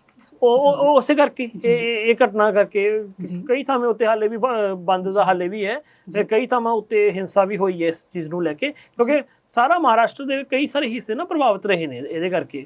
ਉਹ ਤਾਂ ਹੀ ਰਹੇ ਨੇ ਕਿ ਇਹ ਘਟਨਾ ਨੂੰ ਇੱਕ ਵੱਡੀ ਘਟਨਾ ਵਜੋਂ ਪੇਸ਼ ਕੀਤਾ ਗਿਆ। ਰਹਿੰਦੀ ਖੁੰਦੀ ਕਸਰ ਮੀਡੀਆ ਨੇ ਪੂਰੀ ਕੀਤੀ, ਉੱਥੇ ਸਥਾਨਕ ਮੀਡੀਆ ਨੇ, ਕਿਉਂਕਿ ਅੱਜ ਕੱਲ੍ਹ ਉੱਥੇ ਆਪਾਂ ਨੂੰ ਪਤਾ ਵੀ ਜਿਹੜੀ ਸਰਕਾਰ ਉੱਥੇ ਰਾਜ ਕਰਦੀ ਹੈ ਉਹਦੇ ਵਿੱਚ ਬੀਜੇਪੀ ਦੀ ਅਹਿਮ ਭੂਮਿਕਾ। ਅਗਲੀ ਖਬਰ ਵੱਲ ਰੁਕ ਕਰ ਲੈਂਦੇ ਹਾਂ ਜੋ ਲਖਨਊ ਤੋਂ ਹੈ। ਲਖਨਊ 'ਚ ਇੱਕ ਗੈਂਗਸਟਰ ਸੰਜੀਵ ਜੀਵਾ ਨੂੰ ਕੋਰਟ ਦੇ ਵਿੱਚ ਹੀ ਜਾਨੋਂ ਮਾਰ ਦਿੱਤਾ ਗਿਆ। ਬਹੁਤ ਦੁਖਦਾਈ ਖਬਰ ਹੈ, ਕਿਉਂਕਿ ਗੈਂਗਸਟਰ ਦੀ ਜਾਂ ਕੈਦ ਦੇ ਵਿੱਚ ਜਿਹੜੀ ਹੱਤਿਆ ਦਾ ਇਹ ਤੋਂ ਪਹਿਲਾਂ ਵੀ ਇੱਕ ਮਾਮਲਾ ਆ ਚੁੱਕਾ ਹੈਗਾ ਉੱਤਰ ਪ੍ਰਦੇਸ਼ ਦੇ ਵਿੱਚ। ਇਸ ਤੋਂ ਪਹਿਲਾਂ ਕਿਉਂਕਿ ਉੱਤਰ ਪ੍ਰਦੇਸ਼ ਗੱਲ ਨਾ ਅਮਨ ਅਮਾਨ ਦੀ ਜ਼ਿਆਦਾ ਗੱਲ ਕਰਦਾ ਵੀ ਉੱਥੇ ਅਸੀਂ ਐਂ ਕਰ ਦਿੱਤਾ, ਉੱਥੇ ਅਸੀਂ ਸਿਰ ਨਹੀਂ ਚੁੱਕਿਆ ਦਿੱਤੇ ਫਲਾਨਾ। ਪਿਛਲੀ ਵਾਰ ਵੀ ਜਿਹੜੀ ਹੱਤਿਆ ਹੋਈ ਸੀਗੀ ਉਹਦੇ ਵਿੱਚ ਵੀ ਸਾਰਾ ਕੁਝ ਸਪਸ਼ਟ ਸੀ, ਉਹਦੇ ਵਿੱਚ ਤਾਂ ਕਮਿਊਨਲ ਐਂਗਲ ਵੀ ਸੀਗਾ। ਉਹ ਜਿਹੜੇ ਮਾਰਨ ਵਾਲੇ ਜਿਹੜੇ ਧਾਰਮਿਕ ਨਾਅਰੇ ਲਾ ਰਹੇ ਸੀਗੇ, ਤੇ ਇਸੇ ਤਰ੍ਹਾਂ ਹੀ ਇਹਦੇ ਵਿੱਚ ਉਰੇ ਇਸ ਮੁੱਦੇ ਵਿੱਚ ਜਿਹੜਾ ਕੁਝ ਸਾਡੇ ਸਾਹਮਣੇ ਫਿਲਹਾਲ ਦੀ ਘੜੀ ਆਇਆ, ਉਹਦੇ ਵਿੱਚ ਵੱਡਾ ਮੁੱਦਾ ਸੁਰੱਖਿਆ ਪ੍ਰਬੰਧ ਦਾ ਹੀ ਹੈ। ਇਹਦੇ ਵਿੱਚ ਇਹ ਹੈ ਕਿ ਉੱਥੇ ਦਾ ਤਮਾਮ ਯੂਪੀ ਦਾ ਜਿਹੜਾ ਸੁਰੱਖਿਆ ਪ੍ਰਬੰਧ ਹੈ ਉਹ ਘਿਰ ਜਾਂਦਾ ਹੈਗਾ। ਇਹਦਾ ਮਤਲਬ ਹੈ ਕਿ ਜਿਹੜੇ ਤੁਸੀਂ ਹਵਾਈ ਦਾਅਵੇ ਕੀਤੇ ਸੀ ਵੀ ਦੇਖੋ ਜੀ ਅਸੀਂ ਤਾਂ ਇਸ ਤਰ੍ਹਾਂ ਅਸੀਂ ਤਾਂ ਉਸ ਤਰ੍ਹਾਂ ਹੈਗੇ ਆ, ਉਹ ਸਾਰੇ ਮੈਨੂੰ ਲੱਗਦਾ ਨਾ ਧਰੇ ਧਰਾਏ ਰਹਿ ਗਏ ਨੇ ਜੀ। ਸ਼ਿਵਿੰਦਰ ਜੀ, ਰੈਸਲਰ ਪ੍ਰੋਟੈਸਟ ਦੀ ਗੱਲ ਕਰ ਲੈਂਦੇ ਆ। ਸਾਕਸ਼ੀ ਮਲਿਕ ਨੇ ਕਿਹਾ ਕਿ 15 ਜੂਨ ਤੱਕ ਹੁਣ ਜੋ ਪ੍ਰੋਟੈਸਟ ਹੈ ਉਹ ਮੁਲਤਵੀ ਕਰ ਦਿੱਤਾ ਗਿਆ, ਕਿਉਂਕਿ ਇਹਨਾਂ ਦੀ ਕੇਂਦਰੀ ਸੂਚਨਾ ਪ੍ਰਸਾਰਣ ਮੰਤਰੀ ਦੇ ਨਾਲ ਅਨੁਰਾਗ ਠਾਕੁਰ ਨਾਲ ਮੁਲਾਕਾਤ ਹੋਈ ਹੈ। ਅਨੁਰਾਗ ਠਾਕੁਰ ਨੇ ਇਹਨਾਂ ਨੂੰ ਭਰੋਸਾ ਦਿੱਤਾ, ਜਿਹਦੇ ਵਿੱਚ ਪੂਨੀਆ ਤੇ ਬਜਰੰਗ ਪੂਨੀਆ ਹੋ ਗਿਆ, ਸਾਕਸ਼ੀ ਤੇ ਉਹਦਾ ਹਸਬੈਂਡ ਗਿਆ। ਇਹਦੇ ਵਿੱਚ ਭਾਵੇਂ ਕਿ ਉਹ ਫੋਗਾਟ ਨਹੀਂ ਗਈ ਹੈਗੀ, ਉਹਨਾਂ ਨੇ ਕਿਹਾ ਕਿ ਅਸੀਂ 15 ਜੂਨ ਤੱਕ ਜਿਹੜੀ ਪੁਲਿਸ ਦੀ ਕਾਰਵਾਈ ਉਹ ਮੁਕੰਮਲ ਹੋ ਜਾਊਗੀ ਬ੍ਰਿਜ ਭੂਸ਼ਣ ਦੇ ਉੱਤੇ, ਵੀ ਸਾਨੂੰ 15 ਦਿਨ ਤੱਕ ਦਾ ਅਲਟੀਮੇਟਮ ਦਿਓ, ਵੀ 15 ਦਿਨ ਤੱਕ ਜਾਂ ਇਹਨੂੰ ਪ੍ਰੋਟੈਸਟ ਨੂੰ ਵਾਪਸ ਲੈ ਲਓ। ਤੇ ਉਸ ਆਧਾਰ ਦੇ ਉੱਤੇ ਇਹਨਾਂ ਨੇ ਕਿਹਾ ਵੀ ਅਸੀਂ ਆਪਣਾ ਜਿਹੜਾ ਹੈਗਾ ਸੰਘਰਸ਼ ਆ ਉਹ ਵਾਪਸ ਲੈਂਦੇ ਆ, ਪਰ ਇਹ ਖਤਮ ਨਹੀਂ ਕੀਤਾ ਗਿਆ।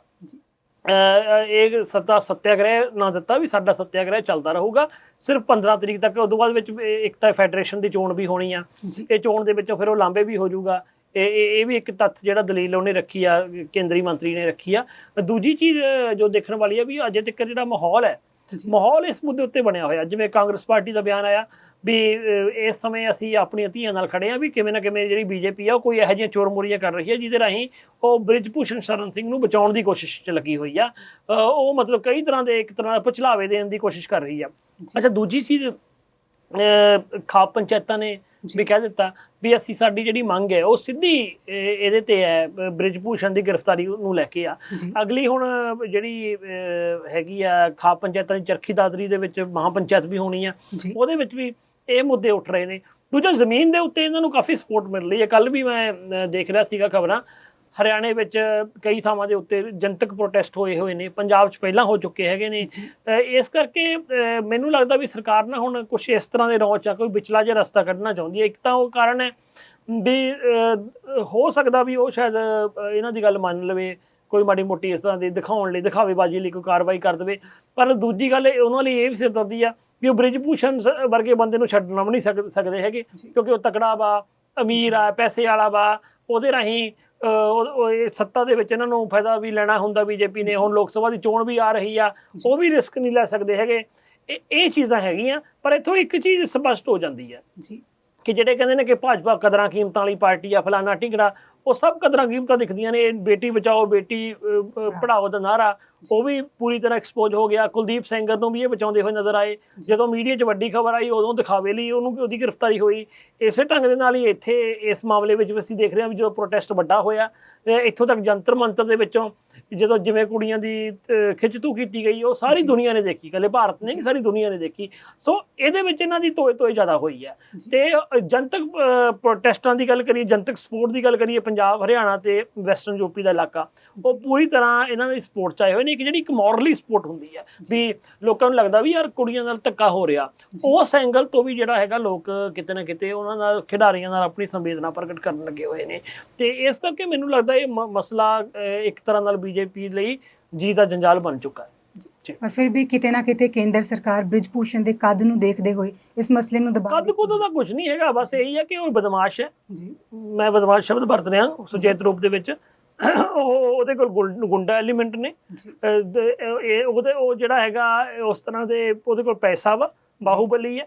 ਉਹ ਇਹਦੇ ਨਾਲ ਜਿਹੜਾ ਹੈਗਾ ਬੀਜੇਪੀ ਦੀ ਮਦਦ ਕਰਦਾ ਤੇ ਹੋਰ ਕੁਛ ਨਹੀਂ। ਤੇ ਬੀਜੇਪੀ ਨੇ ਇਸ ਤਰ੍ਹਾਂ ਦੇ ਬੰਦੇ ਪਾਲੇ ਹੋਏ ਨੇ ਆਪਣੇ ਫਾਇਦੇ ਲਈ। ਜੇ ਇਕੱਲਾ ਬ੍ਰਿਜ ਭੂਸ਼ਣ ਹੀ ਨਹੀਂ, ਲਖੀਮਪੁਰ ਖੀਰੀ ਦੇ ਵਿੱਚ ਅਜੇ ਮਿਸ਼ਰਾ ਟੈਨੀ ਵਰਗੇ ਵੀ ਪਾਲੇ ਹੋਏ ਨੇ, ਸੈਂਟਰ 'ਚ ਮੰਤਰੀ ਬਣਾਏ ਹੋਏ ਹੈਗੇ ਨੇ। ਸੋ ਇਹ ਚੀਜ਼ਾਂ ਇਹਨਾਂ ਦੇ ਸਿਰ ਤੇ ਹੀ ਜਿਹੜੀਆਂ ਪੋਲੀਟੀਕਲ ਪਾਰਟੀਆਂ ਨੇ ਉਹ ਚੋਣਾਂ ਜਿੱਤੀਆਂ ਨੇ। ਸ਼ਿਵਿੰਦਰ ਜੀ, ਅੱਜ ਦੇ ਅਹਿਮ ਮੁੱਦੇ ਤੇ ਗੱਲ ਕਰ ਲੈਂਦੇ ਹਾਂ। ਹਰਿਆਣਾ ਸਰਕਾਰ ਵੱਲੋਂ ਸੂਰਜਮੁਖੀ ਦੇ ਬੀਜ ਦਾ ਜੋ ਮਿਨੀਮਮ ਸਪੋਰਟ ਪ੍ਰਾਈਸ ਹੈ ਉਸ ਤੇ ਉਹ ਬੀਜ ਨਹੀਂ ਖਰੀਦੇ ਜਾ ਰਹੇ, ਜਿਸ ਨੂੰ ਲੈ ਕੇ ਜੋ ਹਰਿਆਣਾ ਦੇ ਕਿਸਾਨ ਨੇ ਹੁਣ ਸੜਕਾਂ ਤੇ ਉਤਰ ਆਏ ਨੇ ਤੇ ਵਿਰੋਧ ਪ੍ਰਦਰਸ਼ਨ ਕਰ ਰਹੇ ਨੇ। ਹਰਿਆਣੇ ਵਿੱਚ ਲਾਠੀਚਾਰਜ ਹੋਇਆ, ਆਪਾਂ ਦੇਖਿਆ ਕਿਸਾਨਾਂ ਦੀ ਜਿਹੜੀ ਸੂਰਜਮੁਖੀ ਦੇ ਉੱਤੇ ਇੱਕ ਮੁਆਵਜ਼ਾ ਕਹਿ ਲਓ ਜਾਂ ਕਹਿ ਲਓ ਕਿ MSP ਦੀ ਮੰਗ ਹੈ। ਤਾਂ ਸਰਕਾਰ ਫਿਲਹਾਲ ਇਹ ਮੁੱਦੇ ਨੂੰ ਇਦਾਂ ਹੀ ਟਾਲਣਾ ਚਾਹੁੰਦੀ ਹੈ ਵੀ ਦੇਖੋ ਜੀ ਵੀ ਇਹ ਕਿਸਾਨ ਤਾਂ ਪ੍ਰੋਟੈਸਟ ਕਰੀ ਜਾਂਦੇ ਨੇ, ਇਹਦੇ ਵਿੱਚ ਕੁਝ ਨਹੀਂ। ਮੈਂ ਕੁਝ ਰਿਪੋਰਟਸ ਨੇ ਜਿਹੜੀਆਂ ਕਿ ਕਾਫੀ ਦਿਲਚਸਪ ਨੇ, ਸਾਡੇ ਸਰੋਤਿਆਂ ਦੇ ਵੀ ਰੂਬਰੂ ਕਰਨ ਵਾਲੀਆਂ, ਉਹ ਮੈਂ ਇਹ ਅੱਜ ਦੇ ਟ੍ਰਿਬਿਊਨ ਗਰੁੱਪ ਨੇ ਛਾਪੀਆਂ ਹੈਗੀਆਂ, ਇਹ ਸਾਂਝੀਆਂ ਕਰ ਲਓ ਕਿਉਂਕਿ ਫਿਰ ਸਾਨੂੰ ਇਸ਼ੂ ਦੀ ਜਿਹੜੀ ਗੰਭੀਰਤਾ ਪਤਾ ਲੱਗ ਜਾਏਗੀ ਕਿ ਕੀ ਹੈਗੀ ਹੈ। ਦੇਖੋ ਇਹਦੇ ਵਿੱਚ ਕੀ ਹੈ ਕਿ ਹਰਿਆਣੇ ਦੇ ਜਿਹੜਾ ਹੈਗਾ ਕਿਸਾਨਾਂ ਦੀ ਮੰਗ ਹੈ ਜਿਹੜੀ ਉਹ ਇੱਕ ਤਰ੍ਹਾਂ ਨਾਲ ਵਾਜਬ ਤਾਂ ਹੈਗੀ ਆ। ਭਾਰਤ ਦੇ ਵਿੱਚ ਦੇਖੋ ਵੱਡੀ ਮਾਤਰਾ ਦੇ ਵਿੱਚ ਤੇਲ ਬੀਜ ਜਿਨ੍ਹਾਂ ਦੇ ਵਿੱਚ ਸੂਰਜਮੁਖੀ ਹੋ ਗਿਆ ਉਹ ਸ਼ਾਮਲ ਹੈ, ਉਹ ਦਰਾਮਦ ਕਰਦਾ ਹੈਗਾ। ਤੇ ਰੂਸ ਯੂਕਰੇਨ ਦੀ ਜੰਗ ਦੇ ਕਰਕੇ ਇਹ ਜਿਹੜੀ ਦਰਾਮਦ ਇਹਦੇ ਵਿੱਚ ਵੱਡੀ ਰੁਕਾਵਟ ਹੈ। ਜਿਵੇਂ ਮੈਂ ਖਬਰਾਂ ਦੇ ਵਿੱਚ ਵੀ ਦੱਸਿਆ ਤੁਹਾਨੂੰ ਜਦੋਂ ਆਪਾਂ ਇਹ ਖਬਰ ਕਰ ਰਹੇ ਸੀਗੇ, ਜੁਲਾਈ 22 ਦੇ ਵਿੱਚ ਕਿਉਂਕਿ ਯੂਕਰੇਨ ਵਾਲੀ ਜੰਗ ਲੱਗੀ ਹੋਈ ਸੀ ਨਾ, ਅਨਾਜ ਦੀ ਜਿਹੜੀ ਆਵਾਜਾਈ ਲਈ ਸਮਝੌਤੇ ਹੋਏ ਨੇ। ਉਹ ਤੋਂ ਬਾਅਦ ਯੂਕਰੇਨ ਤੋਂ ਅਨਾਜ ਹੈ ਜਿਹੜਾ ਤੇਲ ਵੱਖ-ਵੱਖ ਦੇਸ਼ਾਂ ਦੀ ਜਿਹੜੀਆਂ ਮੰਡੀਆਂ ਦੇ ਵਿੱਚ ਪਹੁੰਚਣ ਲੱਗੇ ਸੀਗੇ। ਇਹਦੇ ਵਿੱਚ ਕੀ ਹੋਇਆ ਕਿ ਭਾਰਤ ਨੇ 17-18 ਦੇ ਵਿੱਚ 145.17 ਲੱਖ ਟਨ ਇਹ ਸੂਰਜਮੁਖੀ ਦਾ ਤੇਲ ਹੈ ਇਹ ਦਰਾਮਦ ਕੀਤਾ ਸੀ। ਤੇ ਉਸ ਤੋਂ ਬਾਅਦ ਵਿੱਚ 22-23 ਦੇ ਦੌਰਾਨ ਹੀ ਜਿਹੜੀ ਇਹ ਦਰਾਮਦ ਹੈ ਇਹ 80 ਲੱਖ ਟਨ ਤੋਂ ਉੱਪਰ ਹੋ ਚੁੱਕੀ ਸੀਗੀ। ਤੇ ਇਹਦੇ ਲਈ ਜਿਹੜਾ ਦੇਸ਼ ਤੇ ਜਿਣਸ ਨੂੰ ਜਿਹੜਾ ਦਰਾਮਦ ਲਈ ਖਰਚ ਕਰਨ ਦੀ ਜੇ ਆਪਾਂ ਗੱਲ ਕਰਦੇ ਆ ਕਰ ਸਕਦਾ ਤਾਂ ਇਹ ਜ਼ਰੂਰੀ ਬਣਦਾ ਹੈਗਾ ਕਿ ਘਰੇਲੂ ਪੈਦਾਵਾਰ ਦਾ ਉਹਨੂੰ ਤੁਸੀਂ ਸਹਾਰਾ ਦੇਣ ਦੇ ਲਈ ਕਿਸਾਨਾਂ ਤੋਂ ਇਹ ਫਸਲ ਤਰਜੀਹੀ ਆਧਾਰ ਦੇ ਉੱਤੇ ਖਰੀਦੀ ਜਾਵੇ, ਪਰ ਉਹ ਕੁਝ ਨਹੀਂ ਹੋ ਰਿਹਾ ਹੈਗਾ। ਆਪਾਂ ਦੇਖਿਆ ਤੇ ਭਾਰਤ ਵਿੱਚ ਸੂਰਜਮੁਖੀ ਦਾ ਤੇਲ ਹੈ ਜਿਹੜਾ ਉਹ ਦਰਾਮਦ ਕਰਨ ਵਾਲਾ ਜਿਹੜਾ ਦੁਨੀਆ ਦੇ ਵਿੱਚ ਸਭ ਤੋਂ ਦੂਜਾ ਨੰਬਰ ਦਾ ਮੁਲਕ ਹੈ ਭਾਰਤ ਆਪਣਾ। ਤੇ ਹੁਣ ਬਿਹਾਰ ਕਰਨਾਟਕ ਦੀ ਗੱਲ ਕਰੀਏ ਜਾਂ ਫਿਰ ਆਪਣੇ ਮਹਾਰਾਸ਼ਟਰ ਦੀ, ਹਰਿਆਣੇ ਦੀ, ਉੜੀਸਾ ਦੀ, ਇਹ ਸੂਰਜਮੁਖੀ ਦੀ ਕਾਸ਼ਤ ਕਰਨ ਵਾਲੇ ਸੂਬੇ ਨੇ ਭਾਰਤ ਦੇ। ਇਹਦੇ ਵਿੱਚ ਹੀ ਜਿਹੜਾ ਦੇਸ਼ ਦੀ ਪੈਦਾਵਾਰ ਲਗਭਗ 48% ਹਿੱਸਾ ਕਰਨਾਟਕ ਪਾਉਂਦਾ ਤੇ ਇਹਦੇ ਵਿੱਚ ਹੀ ਜਿਹੜਾ ਹੈਗਾ ਜੇ ਆਪਾਂ ਹੋਰਨਾਂ ਸੂਬਿਆਂ ਦੀ ਗੱਲ ਕਰੀਏ, ਉੜੀਸਾ ਵੀ 9.4% ਹਿੱਸਾ ਪਾਉਂਦਾ ਹੈਗਾ, ਜਿਹੜੀ ਇਹ ਰਿਪੋਰਟ ਦੱਸ ਰਹੀ ਹੈ, ਜਿਹਦੇ ਤੋਂ ਮੈਂ ਇਹ ਰਿਪੋਰਟ ਆਪਣੇ ਦਰਸ਼ਕਾਂ ਨੂੰ ਵੀ ਦੱਸ ਰਿਹਾ ਹੈਗਾ। ਹਰਿਆਣੇ ਵਿੱਚ ਜਿਹੜਾ ਹੈਗਾ ਉਹਨਾਂ ਨੂੰ ਜਿਹੜਾ ਘੱਟੋ ਘੱਟ ਸਮਰਥਨ ਮੁੱਲ ਹੈ ਜਿਹੜਾ ਜੇ ਆਪਾਂ ਦੇਖਿਆ ਜਾਵੇ ਸੂਰਜਮੁਖੀ ਦਾ 6400 ਰੁਪਏ ਆ ਪ੍ਰਤੀ ਕੁਇੰਟਲ, ਜਿਹਦੀ ਤੁਸੀਂ ਗੱਲ ਕੀਤੀ ਸੀਗੀ। ਪਰ ਹੁਣ ਹੋ ਕੀ ਰਿਹਾ ਕਿ ਹਰਿਆਣੇ ਵਿੱਚ ਉਹਨਾਂ ਨੂੰ 4000 ਰੁਪਏ ਪ੍ਰਤੀ ਕੁਇੰਟਲ ਤੇ ਵੇਚਣਾ ਪੈ ਰਿਹਾ, ਮਤਲਬ 2400 ਰੁਪਏ ਘਾਟੇ ਦੇ ਵੇਚਣਾ ਪੈ ਰਿਹਾ। ਉਹ ਇਹਦੇ ਤੇ MSP ਮੰਗ ਰਹੇ ਨੇ, ਜੋ ਚੀਜ਼ ਸਮਝਣ ਵਾਲੀ ਹੈ।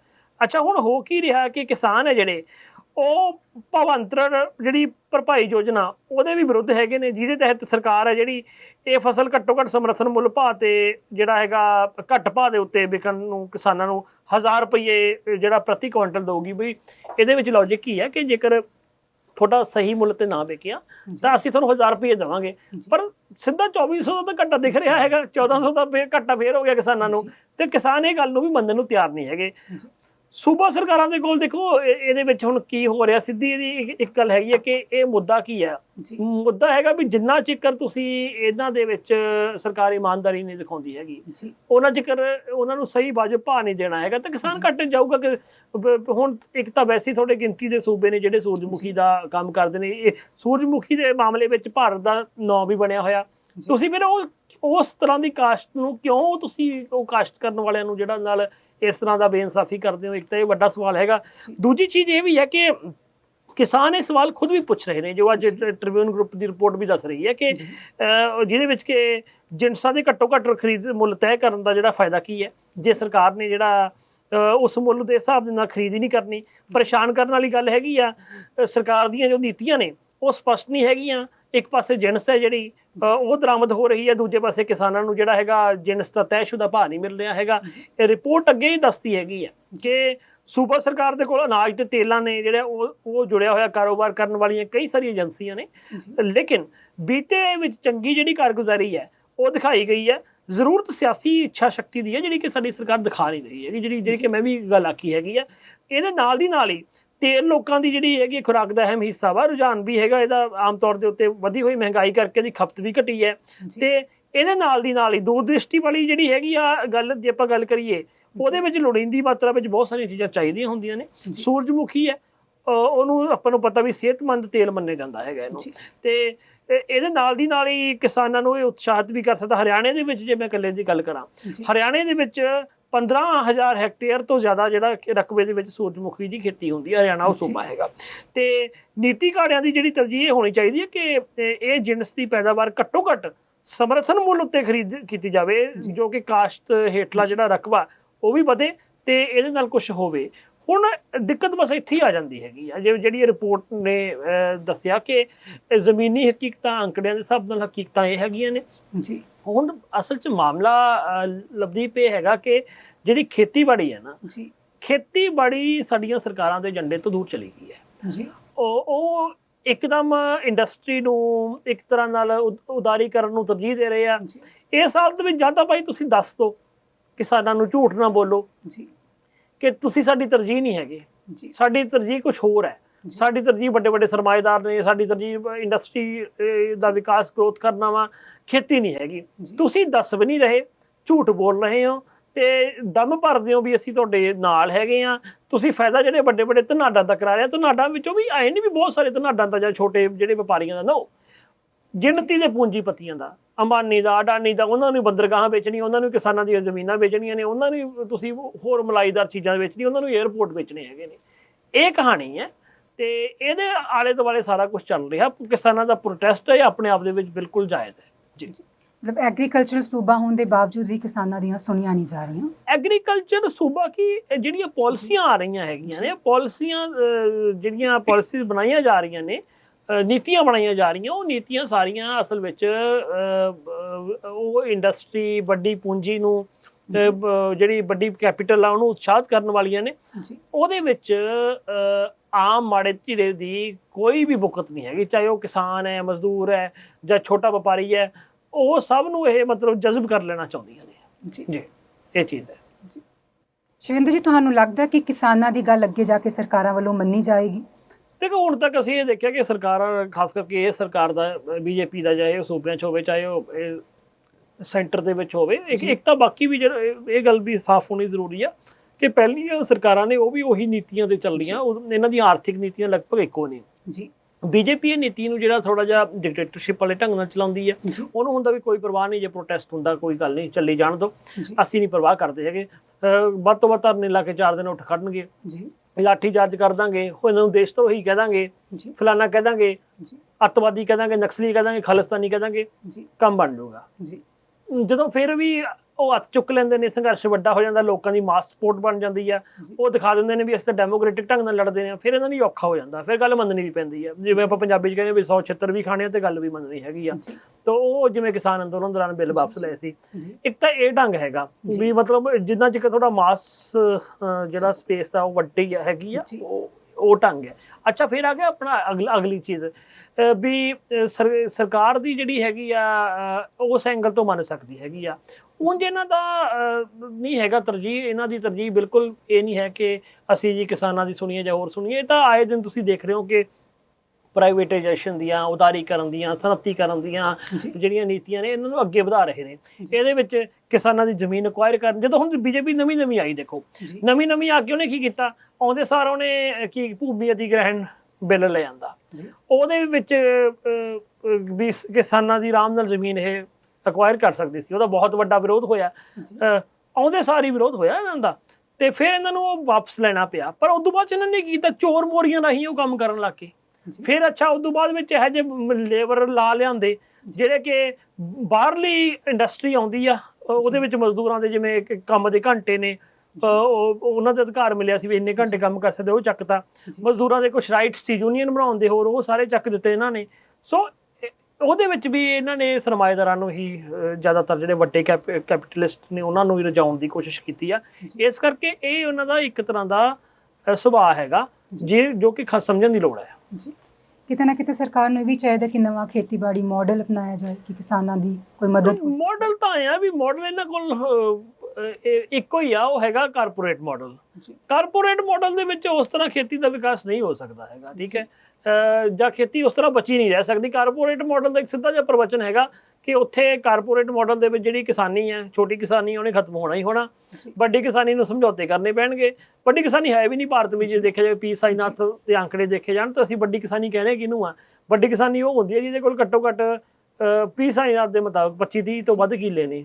ਇੰਨੇ ਹਰੇਕ ਕਿੰਨੇ 30 ਤੋਂ ਵੱਧ ਕਿੱਲਿਆਂ ਵਾਲੇ ਵੀ ਕਿਸਾਨ ਭਾਰਤ ਪੂਰੇ ਵਿੱਚ ਨਹੀਂ ਹੈਗੇ। ਸੋ ਇਸ ਕਰਕੇ ਜੇਕਰ ਕੋਈ 10-15 ਕਿੱਲੇ ਵਾਲੇ ਕਿਸਾਨ ਨੂੰ ਵੱਡੀ ਕਿਸਾਨੀ ਕਹਿੰਦੇ, ਉਹ ਗਲਤ ਹੈ, ਨਹੀਂ ਹੈਗੀ। ਵੈਸੇ ਵੀ ਜੇ ਆਪਾਂ ਮਾਲਵੇ ਖੇਤਰ ਦੇ ਵਿੱਚ ਦੇਖਣ ਲੱਗ ਜਾਈਏ 5-7-10 ਇੰਨੇ ਕੀ ਕਿੱਲੇ ਨੇ ਮਤਲਬ ਜ਼ਿਆਦਾਤਰ, ਤੇ ਉਹ ਕਿਸਾਨੀ ਉਹ ਹੁੰਦੀ ਹੈ ਜਿਹੜੀ ਛੋਟੀ ਕਿਸਾਨੀ ਹੀ ਮੰਨੀ ਜਾਂਦੀ ਹੈ। ਤੇ ਵੱਡੀ ਕਿਸਾਨੀ ਦਾ ਬਾਦਲ ਕਿਆਂ ਵਰਗੇ ਹੈਗੇ ਨੇ, ਉਹ ਤਾਂ ਪਹਿਲਾਂ ਹੀ ਸਮਝੌਤੇ ਕਰਨ ਨੂੰ ਤਾਂ ਵਪਾਰ 2-2 ਤੇ 3-3 ਵਪਾਰ ਕਰਦੇ ਫਿਰਦੇ ਨੇ। ਉਹਨਾਂ ਦੇ ਤਾਂ ਖੇਤ ਵੀ ਹੈਗੇ ਨੇ, ਉਹਨਾਂ ਨੇ ਜਾ ਕੇ ਬਿਜ਼ਨਸ ਦਿੱਲੀ ਵੀ ਖੋਲਿਆ ਹੋਇਆ, ਬਾਹਰਲੇ ਮੁਲਕ ਵੀ ਖੋਲਿਆ ਹੋਇਆ। ਉਹ ਤਾਂ ਸਗੋਂ ਇਸ ਸਰਮਾਏਦਾਰੀ ਨਾਲ ਮਿਲ ਕੇ ਚੱਲਦੇ ਹੈਗੇ ਨੇ, ਉਹ ਤਾਂ ਇਹਦਾ ਹਿੱਸਾ ਹੈਗੇ ਨੇ। ਇਸ ਕਰਕੇ ਖੇਤੀ ਦਾ ਕੋਈ ਮਾਡਲ ਨਹੀਂ ਇਹਨਾਂ ਕੋਲ, ਇਹਨਾਂ ਕੋਲ ਕਾਰਪੋਰੇਟ ਮਾਡਲ ਆ। ਉਹ ਕਾਰਪੋਰੇਟ ਮਾਡਲ ਦੇ ਵਿੱਚ ਖੇਤੀ ਲਈ ਕੋਈ ਜਗ੍ਹਾ ਨਹੀਂ। ਇਹ ਗੱਲ ਸੱਚ ਹੈ, ਇਹ ਗੱਲ ਨੰਗੇ ਚਿੱਟੇ ਤੌਰ ਤੇ ਲਿਖੀ ਹੋਈ ਹੈ। ਇਹਨੂੰ ਚਾਹੇ ਕੋਈ ਅੱਜ ਮੰਨੇ ਚਾਹੇ ਕੱਲ ਮੰਨੇ। ਜੀ ਸ਼ਿਵਿੰਦਰ ਸਿੰਘ, ਕੁਝ ਸਾਲ ਪਹਿਲਾਂ ਮਤਲਬ ਕਿਸਾਨ ਸੰਘਰਸ਼ ਵੀ ਹੋਇਆ ਸੀ, ਤੁਹਾਨੂੰ ਲੱਗਦਾ ਕਿ ਕਿਤੇ ਨਾ ਕਿਤੇ ਉਸ ਤੋਂ ਪ੍ਰਭਾਵਿਤ ਹੋ ਕੇ ਸੰਘਰਸ਼ ਕਰ ਰਹੇ ਨੇ? ਪੰਜਾਬ ਦੇ ਤੋਂ ਸ਼ੁਰੂ ਹੋ ਕੇ ਹਰਿਆਣੇ ਤੋਂ ਬਾਅਦ ਵੈਸਟਰਨ ਯੂਪੀ, ਰਾਜਸਥਾਨ ਤੋਂ ਬਾਅਦ ਪੂਰੇ ਮੁਲਕ ਵਿੱਚ ਫੈਲਣ ਵਾਲਾ ਜਿਹੜਾ ਕਿਸਾਨ ਅੰਦੋਲਨ ਸੀ 2020 ਤੋਂ ਸ਼ੁਰੂ ਹੋਇਆ ਸੀ। ਉਸ ਕਿਸਾਨ ਅੰਦੋਲਨ ਨੇ ਨਾ ਇੱਕ ਬਹੁਤ ਵੱਡਾ ਕੰਮ ਇਹ ਕੀਤਾ ਕਿ ਲੋਕਾਂ ਨੂੰ ਨਾ ਇਹ ਸਿਖਾਇਆ ਕਿ 2-3 ਚੀਜ਼ਾਂ ਸਿਖਾਈਆਂ। ਇੱਕ ਤਾਂ ਕਿ ਮੋਦੀ ਵੀ ਝੁਕ ਸਕਦਾ, ਦੂਜੀ ਇਹ ਚੀਜ਼ ਸਿਖਾਈ ਹੈਗੀ ਆ ਕਿ ਜੇ ਅਸੀਂ ਡੈਮੋਕ੍ਰੈਟਿਕ ਢੰਗ ਨਾਲ ਆਪਣੀਆਂ ਲੜਾਈਆਂ ਲੜੀਏ ਤਾਂ ਅਸੀਂ ਜਿੱਤ ਹਾਸਲ ਕਰ ਸਕਦੇ ਹਾਂ। ਤੀਜਾ, ਲੋਕਾਂ ਦੇ ਵਿੱਚ ਆਪਣੇ ਅਧਿਕਾਰਾਂ ਲਈ ਚੇਤਨ ਹੋਣਾ। ਚੌਥਾ, ਡਰ ਖਤਮ ਕੀਤਾ। ਤੁਸੀਂ ਦੇਖੋ ਨਾ, ਜਦੋਂ ਕਿਸਾਨ ਅੰਦੋਲਨ ਚੱਲ ਰਿਹਾ ਸੀ ਉਹਦੇ ਵਿੱਚ ਹੋਰ ਵੀ ਬਹੁਤ ਸਾਰੇ ਅੰਦੋਲਨ ਇਹ ਤੋਂ ਅੱਗੇ ਪਿੱਛੇ ਚੱਲ ਰਹੇ ਸੀ। ਜਿਵੇਂ ਸੀਏ ਦਾ ਅੰਦੋਲਨ ਸੀਗਾ, ਉਹ ਵਿਚਾਰਾ ਖਤਮ ਹੋ ਗਿਆ ਸੀ, ਸਰਕਾਰ ਨੇ ਖਤਮ ਕਰ ਦਿੱਤਾ ਸੀਗਾ। ਛੋਟੇ ਮੋਟੇ ਮਜ਼ਦੂਰਾਂ ਦੇ ਜੋ ਗਰੁੱਪ ਸੀ ਉਹ ਅੰਦੋਲਨ ਕਰ ਰਹੇ ਸੀ, ਉਹਨਾਂ ਨੂੰ ਸਰਕਾਰ ਨੇ ਦਬਾ ਦਿੱਤਾ ਸੀ। ਜਿਵੇਂ ਕਿਸਾਨ ਅੰਦੋਲਨ ਨੇ ਆਹਟ ਲਈ, ਉਹਨਾਂ ਵਿੱਚ ਵੀ ਜੋਸ਼ ਪੈਦਾ ਹੋ ਗਿਆ। ਮਤਲਬ ਇਹ ਕਿਸਾਨ ਅੰਦੋਲਨ ਨੇ ਆਪਣੇ ਹੱਕਾਂ ਲਈ ਲੜਨ ਵਾਲਿਆਂ ਦੇ ਅੰਦਰ ਜੋਸ਼ ਪੈਦਾ ਕੀਤਾ। ਇਹ ਸੱਚ ਹੈ। ਇਹ ਮਤਲਬ ਇਤਿਹਾਸ ਵਿੱਚ ਜਦੋਂ ਕਿਸਾਨ ਅੰਦੋਲਨ ਦਾ ਜ਼ਿਕਰ ਆਊਗਾ ਤੇ ਇਹ ਚੀਜ਼ ਲਿਖੀ ਜਾਊਗੀ ਸਪਸ਼ਟ ਤੌਰ ਤੇ ਕਿ ਕਿਸਾਨ ਅੰਦੋਲਨ ਇੱਕ ਤਾਂ ਦੁਨੀਆ ਦਾ ਸਭ ਤੋਂ ਵੱਡਾ ਪੀਸ ਵਾਲੇ ਢੰਗ ਨਾਲ ਚੱਲਣ ਵਾਲਾ, ਸ਼ਾਂਤੀ ਵਾਲੇ ਢੰਗ ਨਾਲ ਚੱਲਣ ਵਾਲਾ ਅੰਦੋਲਨ ਸੀ। ਇਹ ਸੱਚ ਹੈ। ਤੇ ਦੂਜੀ ਚੀਜ਼ ਇਹ ਹੈਗੀ ਆ ਕਿ ਇਸ ਕਿਸਾਨ ਅੰਦੋਲਨ ਨੇ ਭਾਰਤ ਦੇ ਲੋਕਾਂ ਨੂੰ ਜਗਾਇਆ। ਉਹ ਅੱਗੇ ਤੱਕ ਵੀ ਦਿਖਾਈ ਦੇਊਗਾ ਜਦੋਂ ਮਾਸ ਮੂਵਮੈਂਟ ਅੱਗੇ ਉੱਠਣਗੀਆਂ, ਉਹਦੇ ਵਿੱਚੋਂ ਪ੍ਰੇਰਨਾਦਾਇਕ ਹੋਊਗਾ। ਹੁਣ ਹਰਿਆਣੇ ਦੀ ਗੱਲ ਕਰਦੇ ਹਾਂ।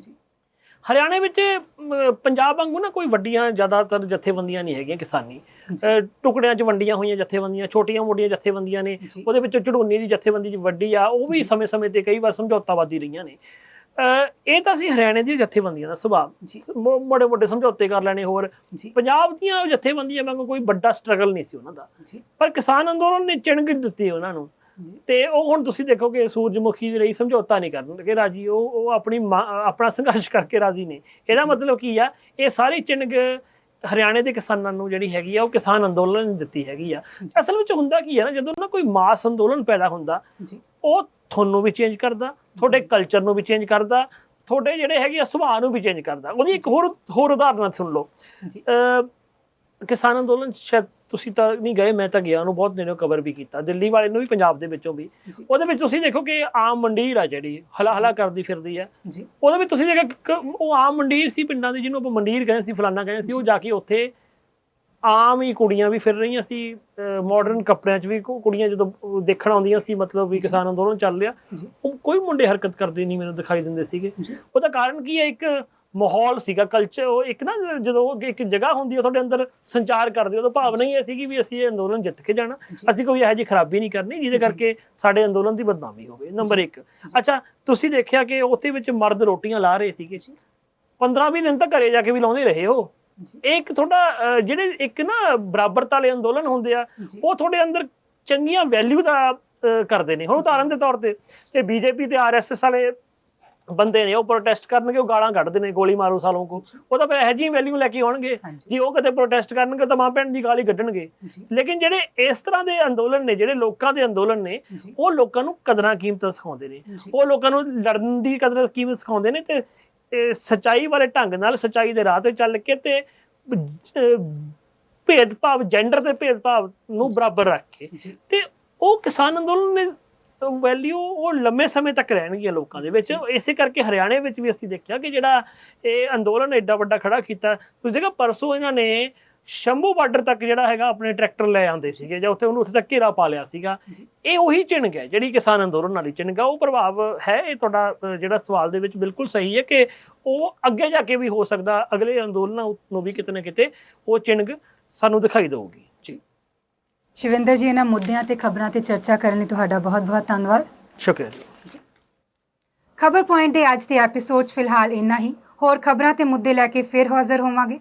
ਉਦ ਤੱਕ ਲਈ ਦਿਓ ਇਜਾਜ਼ਤ। ਧੰਨਵਾਦ।